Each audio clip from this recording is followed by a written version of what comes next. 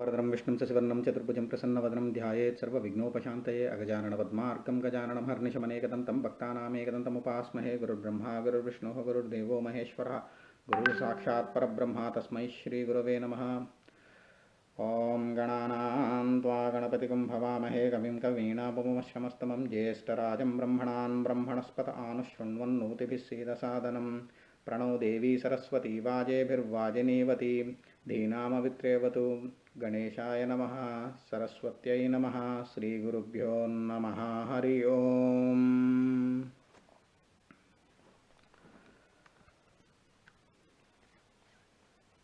గత ప్రవచనంలో మనము భాగవతం కథాభాగంలో భాగంగా మనము నేర్చుకున్న విషయాలు ఏంటంటే, విదురుల వారు హస్తినాపురం నుంచి బయలుదేరి అనేక పుణ్యక్షేత్రాలను పుణ్యనదులను దర్శించి పుణ్యతీర్థములను దర్శించి అలా వారి ప్రయాణం సాగుతుండగా దారి మధ్యలో ఉండగా వారికి కౌరవులు పతనం అవ్వటము, అంటే యుద్ధంలో కౌరవులు ఓడిపోవటము, ఆ తర్వాత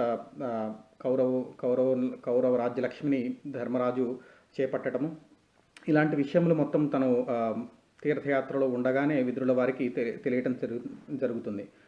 ఆ తర్వాత బద్రికాశ్రమం తర్వాత అలా ప్రభాస తీర్థములకు చేరుకున్న విదురుల వారికి అక్కడ శ్రీకృష్ణుడి చిలికాడు కలవటము, అక్కడ ఉద్ధవుడు ద్వారా శ్రీకృష్ణ నిర్యాణకు సంబంధించిన వార్తను తెలుసుకోవటము, శ్రీకృష్ణ నిర్యాణానంతరము శ్రీకృష్ణుడు నిర్యాణమునకు ముందు ఉద్ధవునికి మైత్రేయ మహర్షికి బ్రహ్మ విద్య గురించి బోధించటము, అంటే సృష్టి ఎలా ప్రారంభమైనది, సృష్టి యొక్క రహస్యములేంటి ఇత్యాది విషయములన్నిటినీ శ్రీకృష్ణుల వారు ఉద్ధవునకు మైత్రేయ మహర్షినికి ప్రబోధించడం జరుగుతుంది. ఆ విషయాన్ని విదురుల వారు తెలుసుకోగోరుతారు. అప్పుడు శ్రీకృష్ణుల వారి ఆజ్ఞానుసారము ఉద్ధవుడు విదురుల వారిని మైత్రేయ మహర్షి వద్దకు పంపించడం జరుగుతుంది. అక్కడ మైత్రేయ విదుర సంవాదంలో భాగంగా మనము సృష్టి అంటే బ్రహ్మ యొక్క ఆవిర్భావము, వివిధ లోకముల యొక్క ఆవిర్భావము, వాటి యొక్క కాలములు ఇత్యాది పరిస్థితులు మొత్తం అన్నింటినీ మనము మొన్న విశ్లేషించుకోవడం జరిగింది. ఇక బ్రహ్మ తన యొక్క సృష్టిని ప్రారంభించాలని సంకల్పిస్తారు అన్న ఒక విషయం దగ్గర మనము గత ప్రవచనాన్ని మనము నిలిపివేయటం జరిగింది. అక్కడి నుంచి కథాభాగం ప్రారంభించినట్టయితే, బ్రహ్మదేవుడు సృష్టిని ఆరంభించి నేను సృష్టిస్తాను అని సంకల్పించగానే అహంకారపూరితమైన దేహాభిమానం గల మోహం పుట్టింది. అంటే తన యొక్క సృష్టి సంకల్పానికి మొదటి బీజం ఏంటి అన్న విషయముల గురించి ఇక్కడ చెప్పడం ప్రారంభమవుతుంది. క్షమించాలి.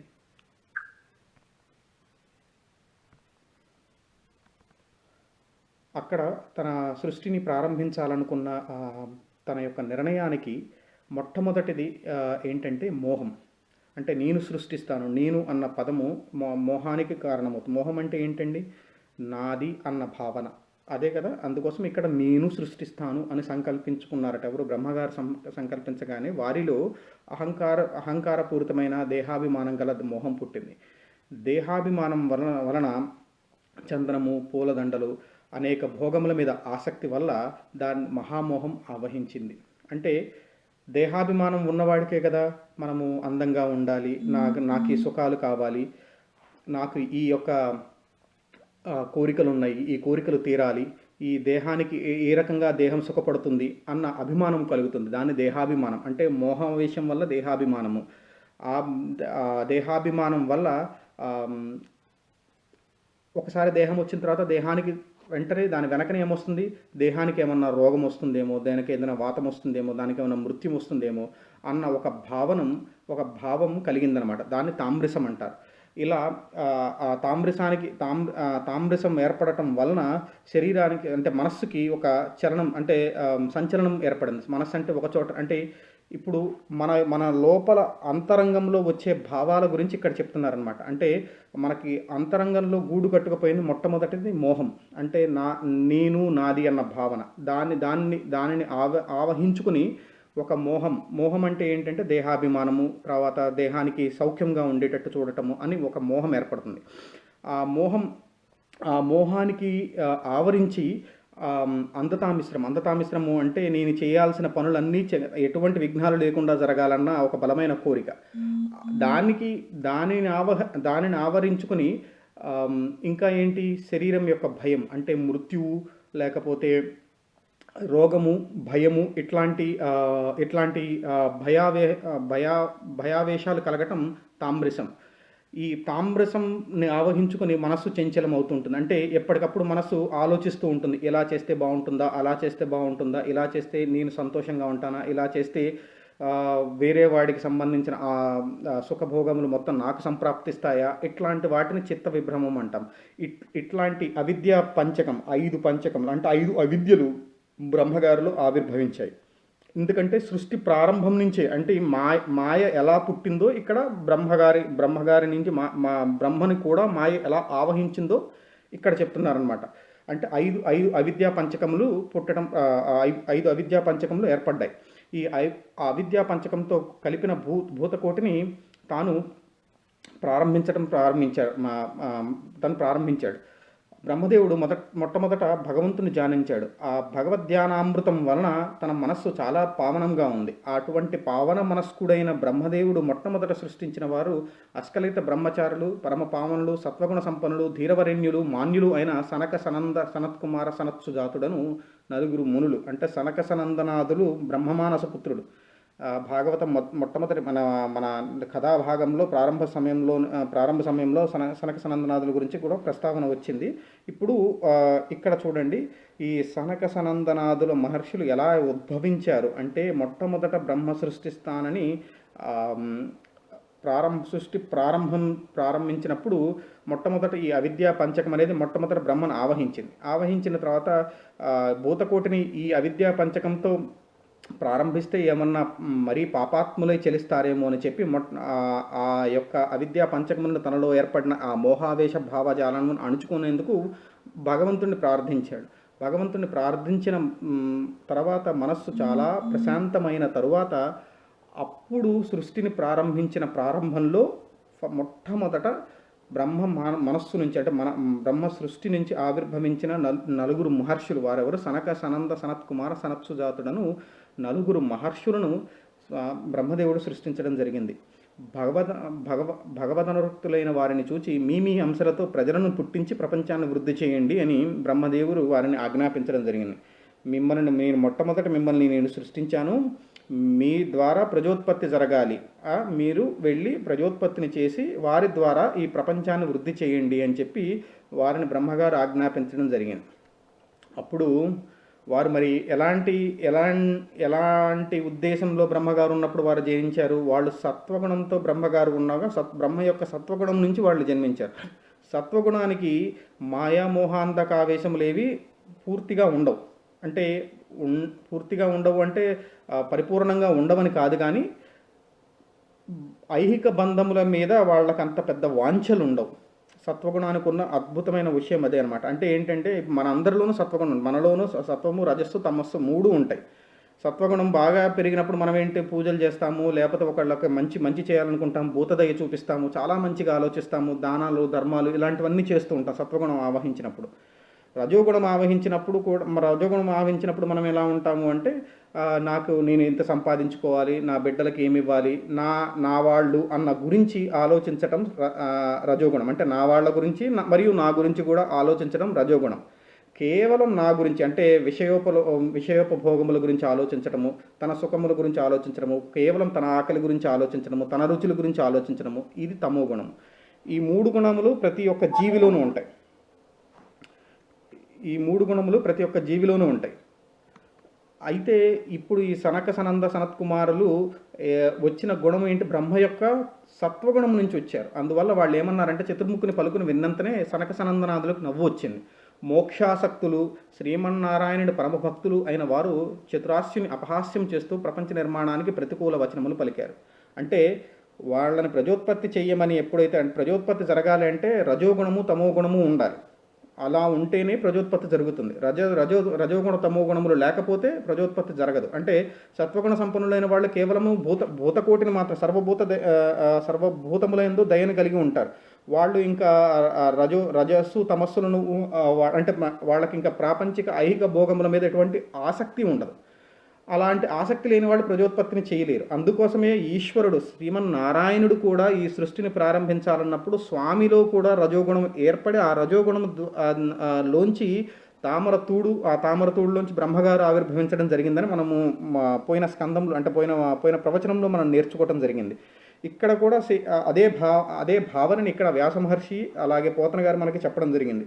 ఏమని, ఎప్పుడైతే బ్రహ్మ యొక్క సత్వగుణంలోంచి ఈ నలుగురు మహర్షులు పుట్టారో, నలుగురు మహర్షులని ప్రజోత్పత్తి చేయమని ఎప్పుడైతే బ్రహ్మగారు ఆదేశించారో వారు నిర్ద్వందంగా తోసిపుచ్చారు. మేము అలాంటి పనులు చేయలేము, మేము కేవలం మోక్షాసక్తులం, అంటే ఇంకా మేము కేవలం శ్రీమన్నారాయణ చరణారవిందం నుండి మాత్రమే భక్తి కలిగి ఉంటాము, మేము ఇంకా ఎటువంటి ఐహిక భోగముల యందు ఐహిక ప్రపంచం ముందు మాకు ఆసక్తి లేదు అని చెప్పి సృష్టికి ప్రతికూల అంటే సృష్టి నిర్మాణానికి ప్రతికూల వచనములు పలికారు. ప్రతికూల వచనములు అంటే ఇప్పుడు బ్రహ్మ సృష్టి ఎలా బ్రహ్మ మొట్టమొదట తన మనస్సు నుంచి కొంతమందిని ఉద్భవింపజేస్తారు, వారి ద్వారా సృష్టి పెరిగిపోవాలి అని బ్రహ్మగారి యొక్క ఆలోచన.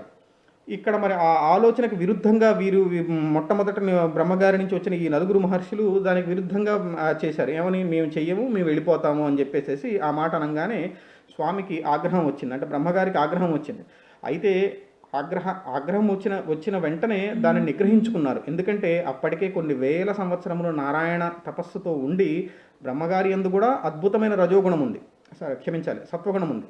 ఆ సత్వగుణం ద్వారా స్వామి తన యొక్క ఆగ్రహాన్ని నిగ్రహించుకున్నప్పటికీ బుద్ధిబలంతో ఆ ఆగ్రహాన్ని ఎంత నిగ్రహించుకున్నా ఆయన కనుబొమ్మల నుండి క్రోధస్వరూపుడై సమస్త దేవతలకు అగ్రేశ్వరుడైన నీలలోహితుడు ఉద్భవించాడు. ఇక్కడ నీలలోహితుడు అన్నది ఎవరిని అంటే పరమశివుని ఈశ్వరుడి గురించి మాట్లాడటం జరిగింది. నీలలోహితుడు రుద్రాంశ సంభవించడం జరిగింది. అతడు జన్మిస్తూనే పెద్దగా రోదనం చేశాడు. ఆ విధంగా నీలము ఎరుపు రంగుతో పుట్టిన నీలలోహితుడు బ్రహ్మదేవుని చూసి, ఓ దేవా, నీవెవరివి, నా పేరేమి, నా నివాస స్థలం ఏమిటని ప్రశ్నించాడు. అప్పుడు బ్రహ్మదేవుడు మంచి మాటలతో లాలిస్తూ, కుమారా, నీవు రుద్రుడు, పుట్టినప్పుడు ఏడవటం వల్ల నిన్ను రుద్రుడు అని పిలుస్తారు. చంద్రుడు, సూర్యుడు, అగ్ని, వాయువు, జలం, ఆకాశం, భూమి, ప్రాణం, తపస్సు, అనే హృదయం, ఇంద్రియములు అనే 11 నీకు నివాస స్థానములు. అంటే రుద్రుడి యొక్క నివాస స్థానం ఏంటంటే రుద్రుడి యొక్క నివాస స్థానాలు ఏంటి అని బ్రహ్మదేవుడు చెప్పడం జరిగిందనమాట. చంద్రుడు, అగ్ని, వాయువు, జలము, ఆకాశము, భూమి, ప్రాణము, తపస్సు, హృదయము మరియు ఇంద్రియములు అను 11 స్థానములను రుద్రునికి ఇవ్వటం జరిగింది. అంటే రుద్రుడు ప్రతి ఒక్క అంశములోనూ రుద్రాంశం దాగి ఉంటుంది అనమాట. అంటే సూర్యుడిలోను, అగ్నిలోను, వాయువులోను, జలములోను, ఆకాశంలోను, భూమిలోను, ప్రాణంలోను, తపస్సులోను. రుద్రాంశ అంటే ఏంటి, లయం చేసేది. అంటే సృష్టి ఎలా ఉంటుందో లయం కూడా అలా ప్రతి ఒక్క అణువులోనూ సృష్టి ఉంటుందో ప్రతి ఒక్క అణువులోనూ లయం కూడా దాగే ఉంటుంది. అదే విషయాన్ని ఇక్కడ మనకి సూక్ష్మంగా ప్రస్తావించడం జరిగింది. ఇక్కడ మనకేంటంటే అందరికీ అర్థమయ్యేలాగా రుద్రుడికి కూడా అన్ని ప్రదేశంలో రుద్రుడి యొక్క అంశతో కలిపి ఉంటాయి అని బ్రహ్మదేవుడు వరం అంటే చెప్పడం జరిగింది. నువ్వు ఉండే స్థానాలు ఇవి అని. కానీ దాన్ని మనం ఎలా అర్థం చేసుకోవాలంటే, సృష్టి ఎక్కడ ఉంటుందో అక్కడ లయం కూడా దానికి ప్యారలల్గానే ఉంటుంది, దానితో సమానంగానే దాని యొక్క లయం కూడా ఉంటుంది. అంటే డేట్ ఆఫ్ బర్త్ ఉన్నప్పుడు కూడా డేట్ ఆఫ్ ఎక్స్పైరీ ఉంటుంది ప్రతిదానికి. ప్రపంచంలో ఏది శాశ్వతం కాదు. అందుకోసం రుద్రాంశ ప్రతి అన్నిటిలోనూ కలిసే ఉంటుంది. అంతేకాదు నాయన, మృత్యువు, మనువు, మహాకాలుడు, మహత్తు, శివుడు, ఋతధ్వజుడు, ఉరురేతస్కుడు, భవుడు, కాలుడు, వామదేవుడు, ధృతవ్రతుడు అని నీకు 11 నామములు ఉంటాయి. ధీ, వృత్తి, ఉసన, ఉమ, నియుత్, సర్పిహి, ఇలా, అంబిక, ఈరావతి, సుధా, దీక్ష అను 11 మంది స్త్రీలు నీకు భార్యలు. అలా స్వామికి అన్ని 11 స్థానములను 11 స్థానములలో 11 రూపాలుగా రుద్రుడి యొక్క అంశాలను ఇవ్వటం జరిగింది. అలాగే 11 మంది భార్యలను కూడా అంటే 11 రుద్రాంశాలకు సంబంధించి 11 అంశాలకు సంబంధించి 11 భార్యలు అంటే 11 శక్తి స్వరూపములను కూడా ఆయనకి ఇవ్వటం జరిగింది. అలా చెప్పి పూర్వం నిర్ణయింపబడిన ఆ పేర్లతో ఆయా స్థానాలలో ఉంటూ నువ్వు ప్రజలను సృష్టించు అని విశ్వగురుడైన బ్రహ్మ ఆదేశింపగా ఆ నియమం మేరకు రుద్రుడు బలంలోనూ, ఆకారంలోనూ, స్వభావంలోనూ తనతో సమానులైన ప్రజలను సృష్టించారు. అంటే రుద్రాంశ సంభూతులైన భూతగణములు ఏర్పడటం ప్రారంభించాయి. భూతగణములు అన్నిటికీ ఈశ్వరుడే కదా అధిపతి. ఆ భూతగణములను ఈశ్వరుడు సృష్టించడం ప్రారంభించాడు, తనతో సమానమైన శక్తియుక్తులు గల. ఆ విధంగా రుద్రుడు సృష్టించిన రుద్రగణములు ఈ విశ్వంనంతా అనాయాసంగా అమాంతంగా మృంగివేశాయి. అంటే బ్రహ్మ ఇటువైపు సృష్టి ప్రారంభిస్తూనే ఇటువైపు రుద్రగణములు కూడా విజృంభించడంతో ఏమవుతుందంటే సృష్టిని వీరు పూర్తిగా లయం చేసేయటం జరుగుతుందన్నమాట. అంటే బ్రహ్మ సృష్టి ఎంత వేగంగా ప్రారంభించాలనుకున్నాడో అంతే వేగంగా వీళ్ళు లయం చేయడం కూడా ప్రారంభించాడు. అప్పుడు నాయనలారా, ఇక చాలు, మీ సృష్టిని అంటే మీ లయ సృష్టిని మీరు చాలించండి, మీరు బుద్ధిమంతులు ధైర్యవంతులు, నా మాట వినండి, చక్కగా అరణ్యములకు వెళ్ళి ఏకాగ్రచిత్తులై తపస్సు చేసుకోండి, మీకు నిశ్చయంగా శుభం కలుగుతుంది అని బ్రహ్మదేవుడు వాళ్ళని కొంత శాంతింపజేసి అప్పుడు ఏం చెప్పాడంటే శాంతింపజేశారు. ఆ విధంగా బ్రహ్మ మాటలను అక్కడ ఉన్న రుద్రులు విని వారి యొక్క రౌద్రావేశాన్ని అణుచుకుని ఉద్రేకాన్ని తగ్గించుకున్నారు. ఆ సచ్చరిత్రులు చతుర్ముఖుని ఆజ్ఞానుసారం అరణ్యాలకు వెళ్ళి తపో నిమగ్నులైనారు. అనంతరము బ్రహ్మ ప్రపంచాన్ని సృష్టించాలనే మరల దృష్టి గలవాడే ఈసారి మానవలోకానికి శరణ్యులు మతిమంతులు అగ్రగణ్యులు అయిన వారిని సృష్టించడం ప్రారంభించాడు. అయితే ఇప్పుడు రుద్రభూతగణములన్నీ సృష్టించడం అయిపోయిన తర్వాత అంటే మనుష్యులను సృష్టించడానికి ఉద్యుక్తుడై ఆ మనుష్యులలో పూజ్యనీయులైన వారిని సృష్టించడం ప్రారంభించాడు.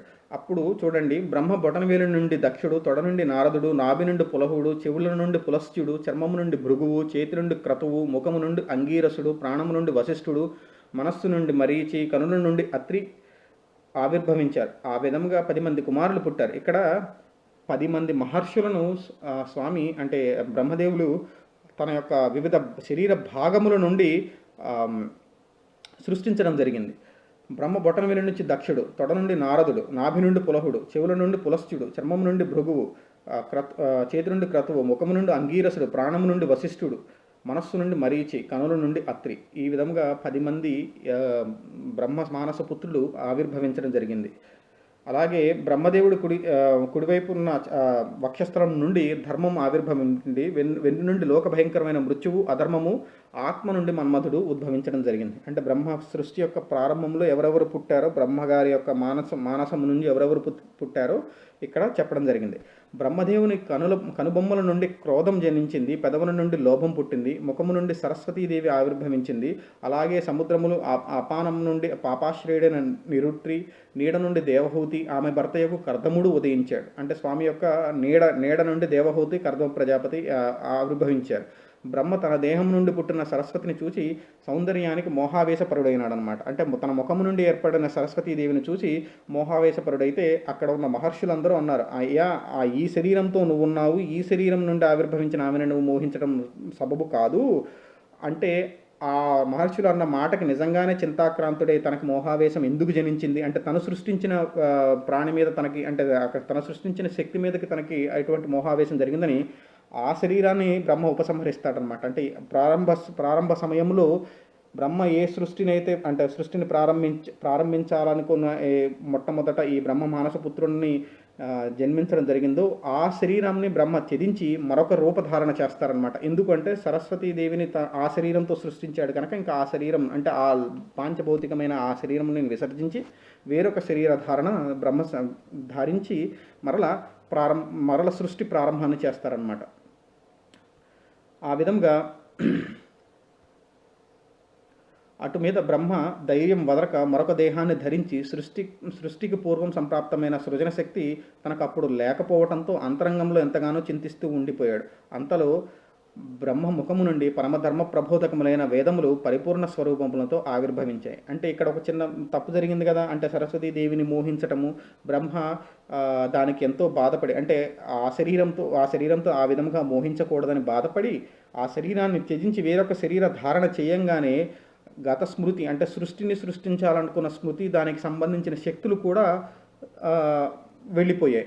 ఆ విధంగా బ్రహ్మ బాధపడుతూ మరల భగవంతుని గురించి ఆరాధించడం ప్రారంభించంగానే అంతలో ఆ బ్రహ్మగారి ముఖం నుండి ప్రబోధకములైన వేదములు పరిపూర్ణ స్వరూపములతో ఆవిర్భవించడం జరిగింది.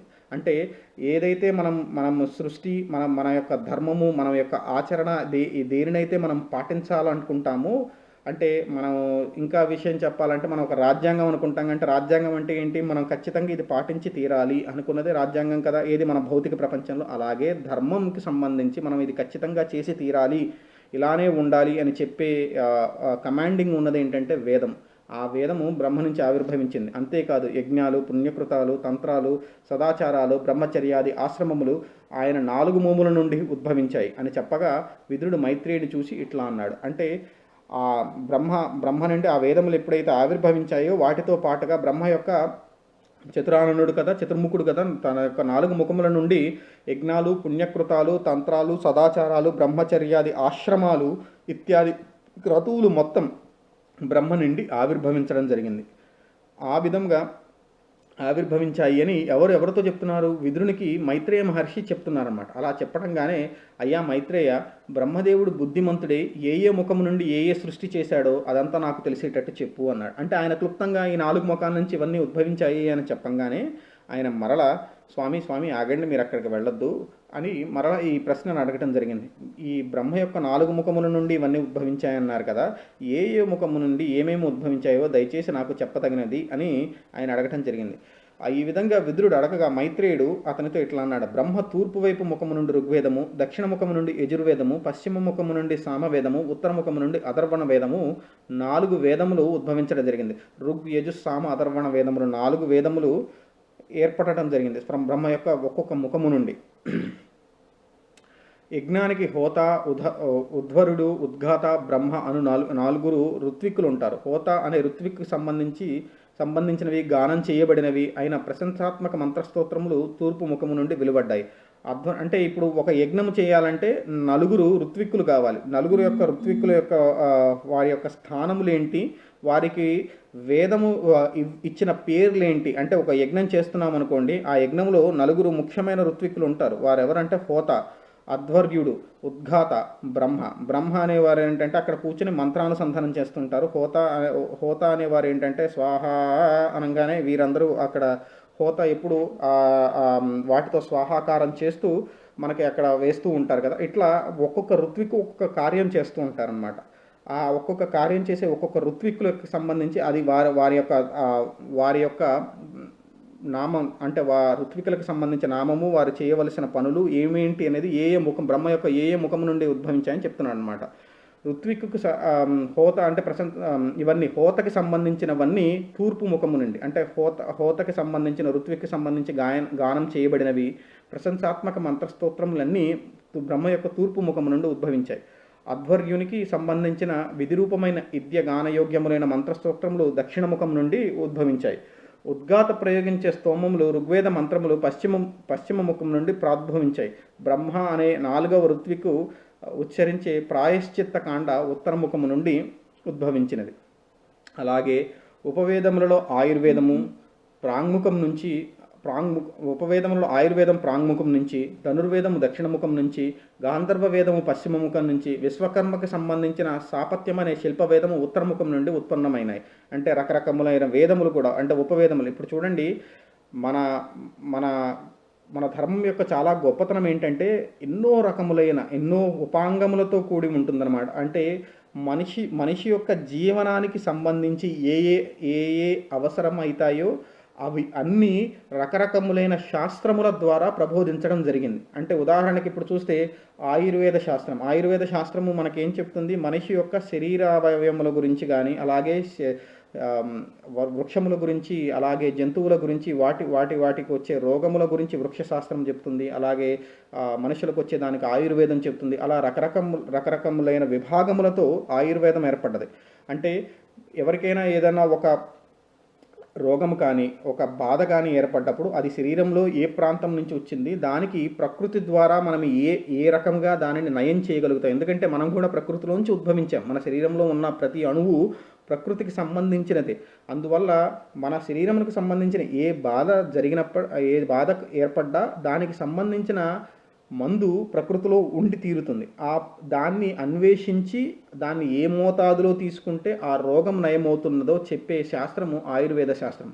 అటువంటి ఆయుర్వేద శాస్త్రము ప్రాంగ్ముఖం నుంచి, అంటే తూర్పు ముఖము నుండి ఆయుర్వేద శాస్త్రము ఏర్పడ్డది. ధనుర్వేదము దక్షిణ ముఖము నుండి, అంటే శస్త్రాస్త్ర సంయుక్తమైనది, అంటే తనను తాను రక్షించుకునేది, ధర్మమును రక్షించగలిగేటువంటి ధనుర్వేదము అది దక్షిణముఖం నుండి. అలాగే మనస్సుకు ఎంతో ఆహ్లాదాన్ని కలిగించేది, అంటే మనస్సు ఎప్పుడూ సంతుష్టంగాను ప్రశాంతంగాను ఉండేటట్టు చేసేది గాంధర్వ వేదం. అంటే గాంధర్వములో మళ్ళీ ఏంటి, మనకి నృత్యము, గానము, సంగీతము ఇట్లాంటి కళలన్నీ ఉంటాయి. ఈ గాంధర్వ వేదము పశ్చిమ ముఖం నుండి. అలాగే స్థాపత్యము అంటే కట్టుబడి, అంటే ఒక చోట మనం ఉండాలి, లేకపోతే ఒక గుడిని నిర్మించాలి, ఒక తపస్సుకి యజ్ఞశాలను నిర్మించాలి, ఒక గోశాలను నిర్మించాలి, ఒక ఋషులు ఉండటానికి ఒక తపోవనాన్ని నిర్మించాలి, ఒక రాజుగారు ఉండటానికి ఒక అద్భుతమైన భవనాన్ని నిర్మించాలి. ఎందుకు అంటే రాజు రాజ్యాన్ని కాపాడేవాడు, అందువల్ల తనకి నిర్మించే ఒక భవనము ఒక మాదిరిగా మనం కట్టాలి. అంటే దాని శత్రు దుర్భేద్యమైన కోటని కట్టాలి. కోటను కట్టే పద్ధతి వేరుంటుంది, ఇంటిని కట్టే పద్ధతి వేరుంటుంది, అలాగే గోశాలను కట్టే పద్ధతి వేరుంటుంది, అలాగే యజ్ఞశాలను కట్టే పద్ధతి వేరుంటుంది, తపోవనాన్ని కట్టే పద్ధతి వేరుంటుంది. అలా ఒక్కొక్క ప్రాంతమునకి ఒక్కొక్క పనికి సంబంధించి అక్కడ ఏ ఆశ్రమ ధర్మాలను నిర్వర్తించే వాళ్ళు ఉంటారో వాళ్ళకి ఉపయుక్తంగా ఉండేటట్టుగా ఆ గృహాలను కానీ వాళ్ళు ఉండే ఆశ్రమాలను కానీ నిర్మించడం జరుగుతుంది. అది ఎలా నిర్మించాలి, ఎంత అద్భుతంగా నిర్మించవచ్చు అని చెప్పేది స్థాపత్యం అనే శాస్త్రం. దానికి అధిపతి విశ్వకర్మ. ఆ విశ్వకర్మే ఈ అంటే మొట్టమొదటి ఇంజనీర్ అంటాం కదా, అంటే మన శాస్త్రములలో ఇంజనీర్ అని పేర్కొన్నది విశ్వకర్మ అనమాట. అంటే ఆయనే అన్ని భవనాలను ఎలా నిర్మించాలో, గొప్ప గొప్ప నగరాలను ఎలా నిర్మించాలో వాటికి సంబంధించిన శాస్త్రము స్థాపత్య శాస్త్రం. అది ఉత్తరముఖం నుండి ఏర్పడ్డవి అనమాట. పంచమ వేదమైన ఇతిహాస పురాణ సముచ్చయము బ్రహ్మదేవుని అన్ని ముఖముల నుండి ఉద్భవించింది. కర్మతంత్రాలైన షోడశి, చయనము, ఆప్తోర్యామము అని 4 జంటలు, అంటే ఈ రకరకములైన విద్య, ధనము, దానము, తపస్సు అవేవి క్రమంగా 4 ముఖముల నుండి ఏర్పడ్డాయి. అంటే ఇవన్నీ బ్రహ్మ యొక్క 4 ముఖముల నుండి ఏర్పడ్డాయి. అంటే పంచమ వేదములు, ఇతిహాస పురాణ సముచ్చయము, అలాగే విద్య, ధనము, దానము, తపస్సు అనే భావనలు, ఇవన్నీ బ్రహ్మదేవుని యొక్క 4 ముఖముల నుండి ఏర్పడ్డాయి అన్నమాట. బ్రహ్మచర్యము, గార్హస్థ్యము, వానప్రస్థము, సన్యాసాస్త్రము అను ఆశ్రమ చతుష్టయము కూడా చతుర్ముఖముల నుండి క్రమంగా జనించాయి. ఇక్కడ చూడండి, మనం బ్రహ్మచర్యాశ్రమము, గృహస్థాశ్రమము, వానప్రస్థాశ్రమము, సన్యాసాశ్రమం అని మనకి 4 ధర్మములు ఉపదేశించడం జరిగింది మన ధర్మంలో, మన హైందవ ధర్మంలో. అంటే ఏంటంటే ఒక వ్యక్తి, స్త్రీ కానీ పురుషుడు కానీ జన్మించిన దాదిగా వారికి ఉపనయనము జరిగి వారు మళ్ళా గృహస్థాశ్రమమునికి వెళ్ళేంత వరకు వాళ్ళు పాటించాల్సిన ధర్మం ఏంటంటే బ్రహ్మచర్యాశ్రమం.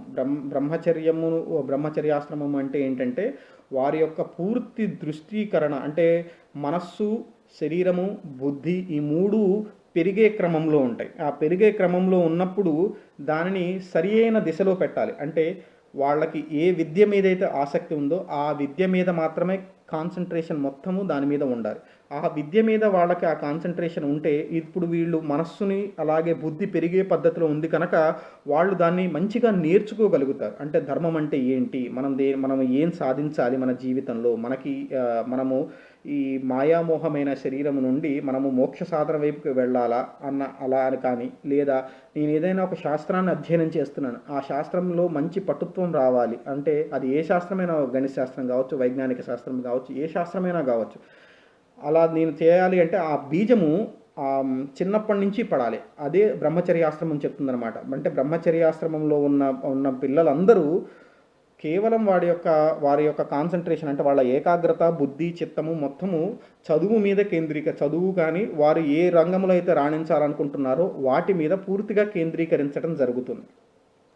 అలా కేంద్రీకరింపడానికి యోగ్యంగా ఉంటుంది. అంటే బ్రహ్మచర్యాశ్రమంలోనే గురువు గారి దగ్గరికి వెళ్ళటము, శుశ్రూష చేయటము, సమిధలు అలాంటివన్నీ తీసుకురావటము, రకరకములైన విద్యలలో ఆరితేరటం, అంటే ధనుర్వేదంలో కానీ, ఆయుర్వేదంలో కానీ, శాస్త్రంలో కానీ, పాండిత్యంలో కానీ ఇలా రకరకములైన వాటి మీద ఆరితేరటము. ఇక కేవలము వారి యొక్క ఆసక్తి మొత్తము విద్యార్జన గురించి మాత్రమే, ధర్మార్జన, విద్యార్జన గురించి ఉంటుంది. ఆ తర్వాత వారు గృహస్థాశ్రమంలో, అంటే సృష్టి ఎప్పుడూ కంటిన్యూ అవుతూనే ఉండాలి, సృష్టి ఎప్పుడూ జరుగుతూనే ఉండాలి. అందువల్ల ప్రతి వ్యక్తి గృహస్థాశ్రమాన్ని, అంటే వయస్సుకు తగ్గట్టుగా ప్రతి వ్యక్తిలోనూ మార్పులు వస్తూ ఉంటాయి.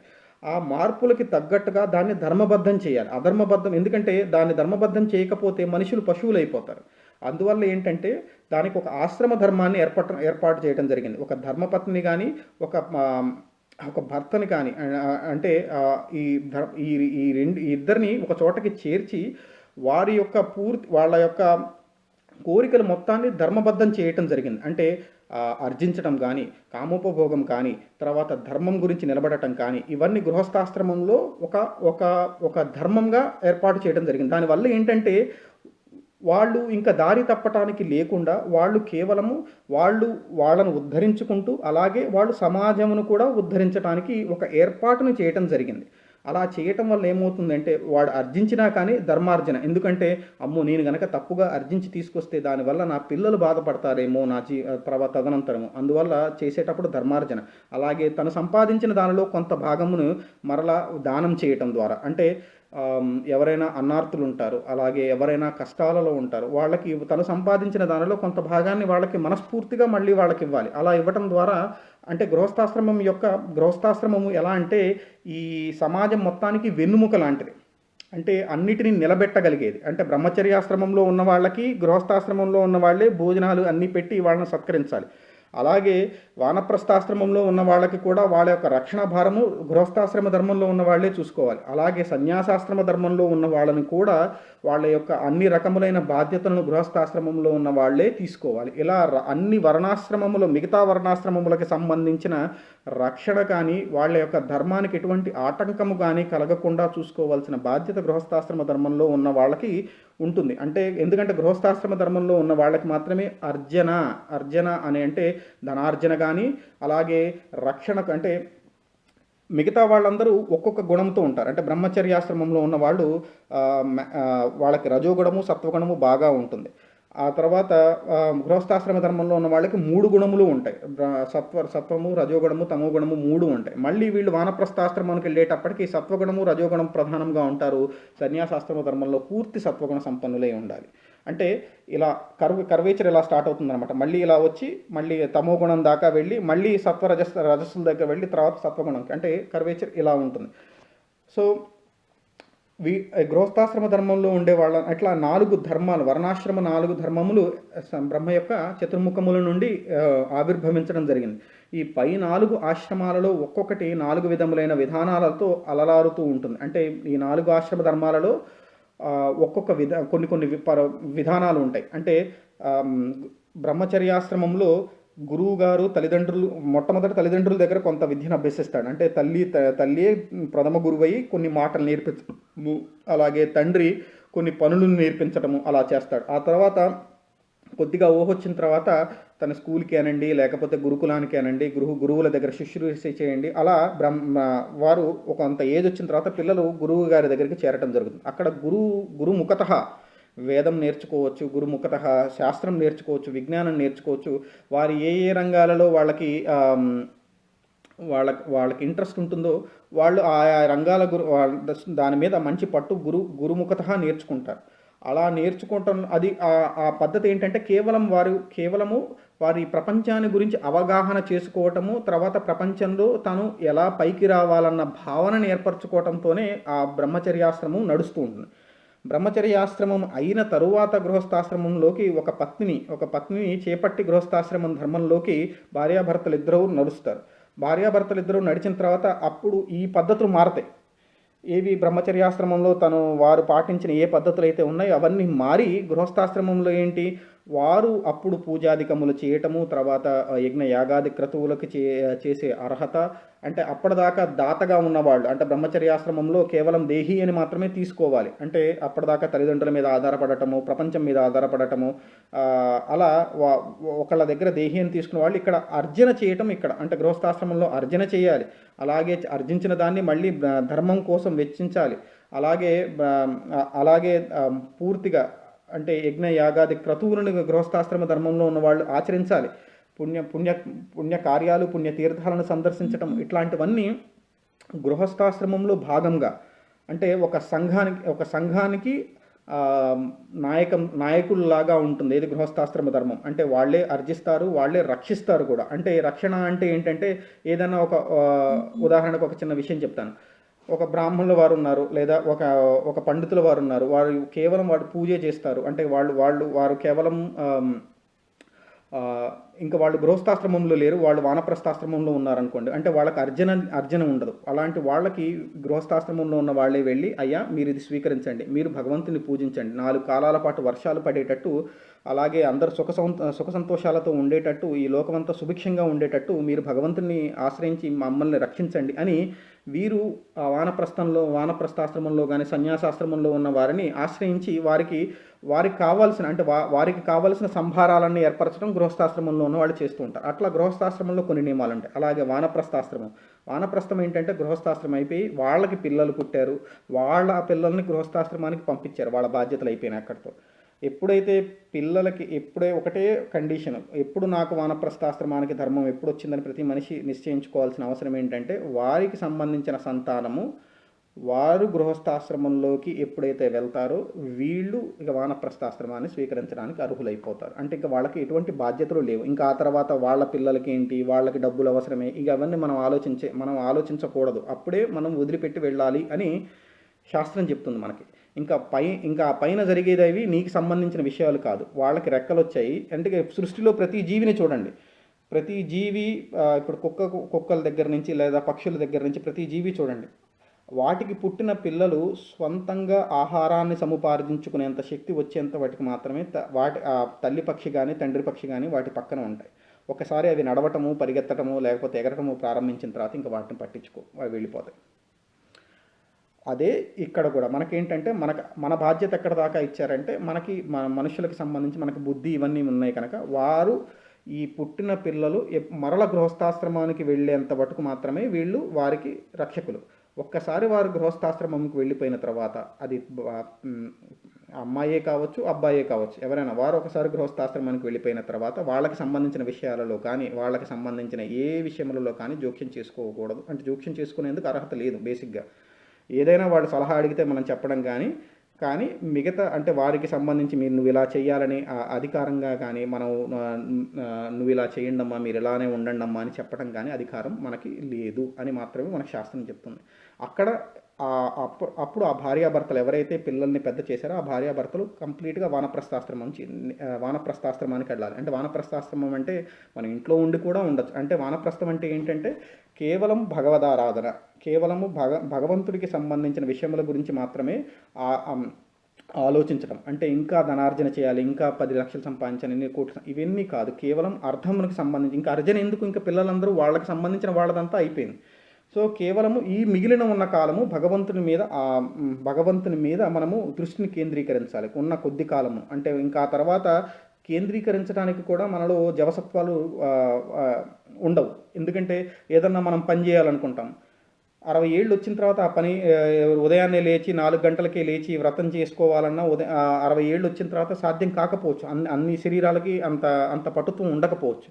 అది ఎవరికి వస్తుందో, ఎవరికి ఉంటుందో, ఎవరికి ఉండదో అనేది మనం చెప్పలేం. అది భగవద్ అనుగ్రహం. అంటే పటుత్వం ఉంటే అది మంచిది, లేకపోతే ఉంటుందని మనం గ్యారంటీ చెప్పలేం కదా. అందువల్ల ఏమంటారంటే ఒకసారి ఒక ఏజ్ వచ్చేసిన తర్వాత మనంతట మనము వానప్రస్థం తీసుకోవాలి. వానప్రస్థం తీసుకుని కేవలం ఈశ్వరుడు గురించి చింతించడం, ఇంకా వాళ్ళేమన్నారు వీళ్ళేమన్నారు ఇలాంటి విషయం మొత్తాన్ని పక్కన పెట్టేసేసడం. ఇంకా మనకు సంబంధం లేదు, ఎవరితోనూ సంబంధం లేదు, కేవలం ఈశ్వరుడు గురించి మాత్రమే ఆలోచన. కేవలం సత్వగుణ సంపన్నమై ఉండాలి ఏది వానప్రస్థాశ్రమం. ఇక సన్యాసాశ్రమం అంటే ఏంటంటే ఈ మాత్రమైన కుటుంబానికి సంబంధించి, అంటే నాకంటూ ఒక ఇల్లు ఉండటం కానీ ఇట్లాంటివి నాకు అంటూ ఏమీ ఉండవు. ఇంకా అసలు నేను అనేదే ఉండదు. సన్యాసాశ్రమ ధర్మం అంటే ఏంటంటే నేను అన్న పదాన్ని త్యజించను. నేను నాది అనేది ఏదీ లేదు, కేవలం ఈశ్వరుడు. అందుకోసమే వాళ్ళ కోసం వాళ్ళు సంపాదించడం కానీ వాళ్ళ కోసం వాళ్ళు దాచుకోవటం కానీ ఏమీ చేయరు. సన్యాసి ఎప్పుడూ అభ్యర్థించాలి.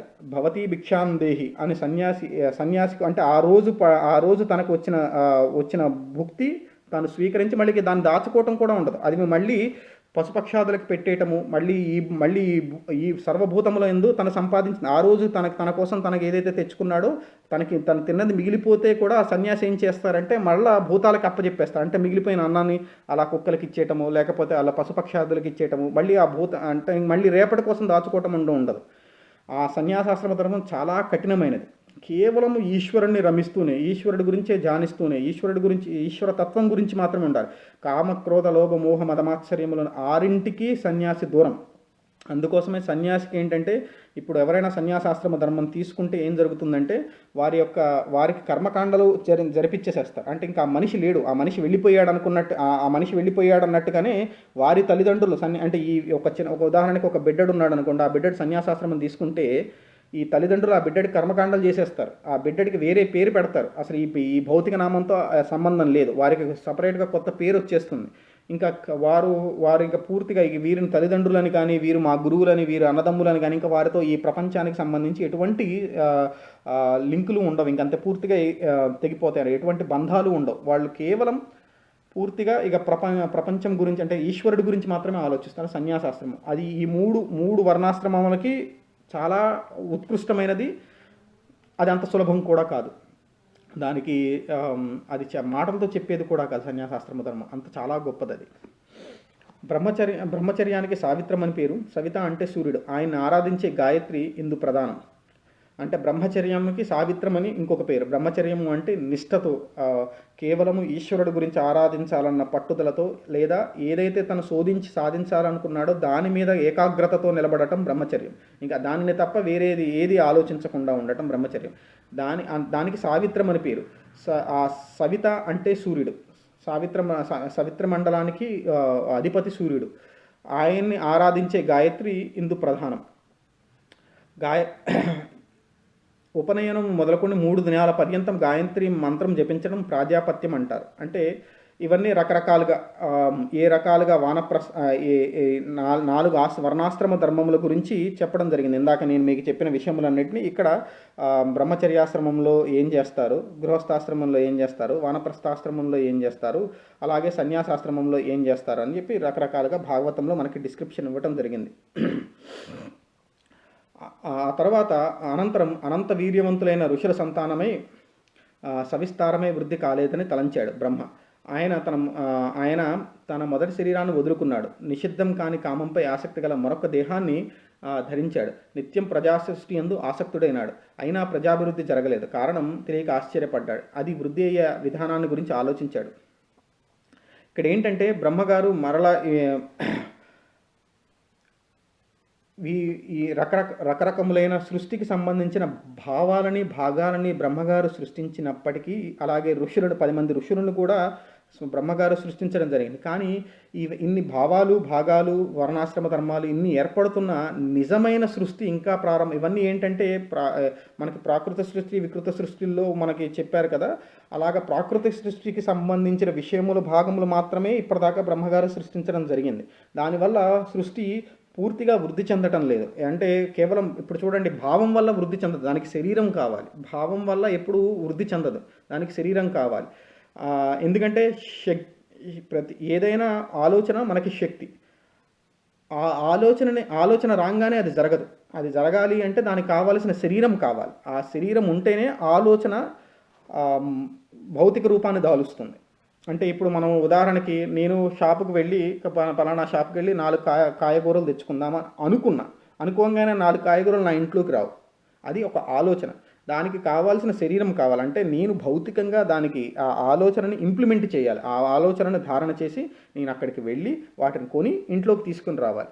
అలాగే బ్రహ్మగారికి ఇప్పటిదాకా వచ్చినవన్నీ ఏంటంటే ఇవన్నీ ఈ సృష్టికి సంబంధించిన ఆలోచనలు మాత్రమే వచ్చాయి. ఇప్పుడు అందుకోసం బ్రహ్మగారి శరీరము ఎప్పుడైతే దానికి సంబంధించిన శరీరం అంటే దానికి సంబంధించిన భౌతిక రూపం కావాలనుకున్నారు. అప్పుడు బ్రహ్మగారి శరీరం నుండి 2 భాగములు ఏర్పడి, ఒకటి స్వయంభూమనుగాను శతరూపాదేవిగాను ఏర్పడ్డాయి అన్నమాట. అంటే వీరిద్దరూ స్వయంభూమనువు, శతరూపాదేవి ఈ 2 ప్రజోత్పత్తి అంటే ప్రజలను ఉత్పత్తి చేయటానికి బ్రహ్మగారి నుండి ఆవిర్భవించిన శరీర భాగములు అన్నమాట, శరీర రూపములు.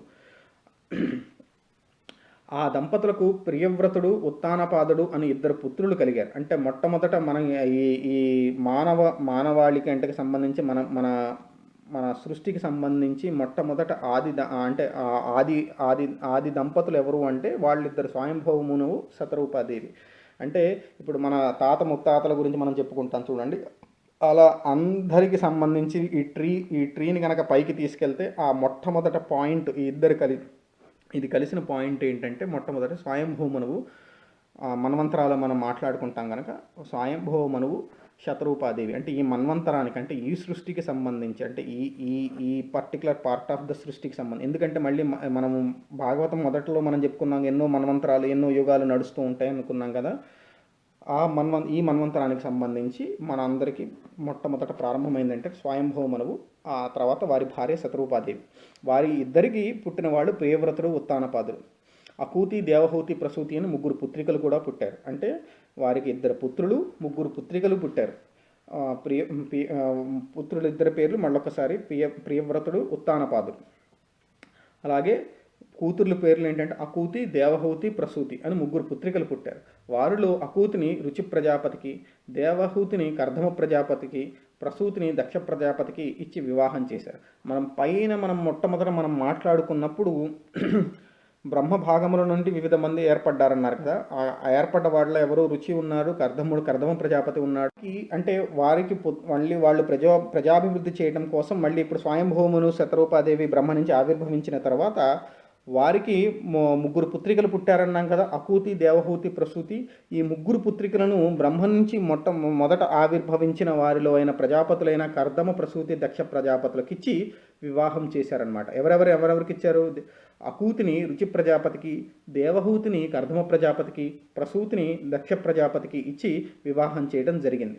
ఈ దంపతుల వల్ల కలిగిన అనంత ప్రజాసంతతుల వల్ల జగత్తంతా నిండి నిబిడీకృతమైంది. అంటే ఈ ప్రజాసంతతి అంతా, ఈ ప్రజలందరూ ఏర్పడింది ఎవరు అంటే ఈ ప్రజాపతుల వల్ల. అంటే ప్రజాపతులు అంటే వీరందరికీ ప్రారంభ స్థానములైన ఈ ప్రజాపతులు ఎవరు? స్వయంభవ మనువు ద్వారా ఉద్భవించిన ముగ్గురు పుత్రికలు అకూతి, దేవహూతి, ప్రసూతులు. వారి యొక్క వివాహం ఎవరితో జరిగింది? రుచి ప్రజాపతికి, కర్దమ ప్రజాపతికి, దక్ష ప్రజాపతికి. ఈ ముగ్గురు ప్రజాపతుల ద్వారా ఆ ముగ్గురు దంపతుల యొక్క సంతానమే ఈ ప్రజోత్పత్తి మొత్తం జరిగింది అన్నమాట. అయితే స్వయంభవ మనువు ఇక్కడ మళ్ళీ మైత్రేయుడు చెప్పగా విదురుడు విన్నాడు. సంతోషం పొందినవాడే మళ్ళా మైత్రేయ మహర్షికి ఇట్లా అడగటం ప్రారంభించాడు. స్వయంభువుడైన బ్రహ్మదేవుని కుమారుడు స్వయంభవ మనువు. ఆయన హరిచరణ సేవాపరాయణుడు. ఆదిరాజవరేణ్యులలో అగ్రగణ్యుడైన ఈయన అధిక జనుల మన్నలను అందుకున్నాడు.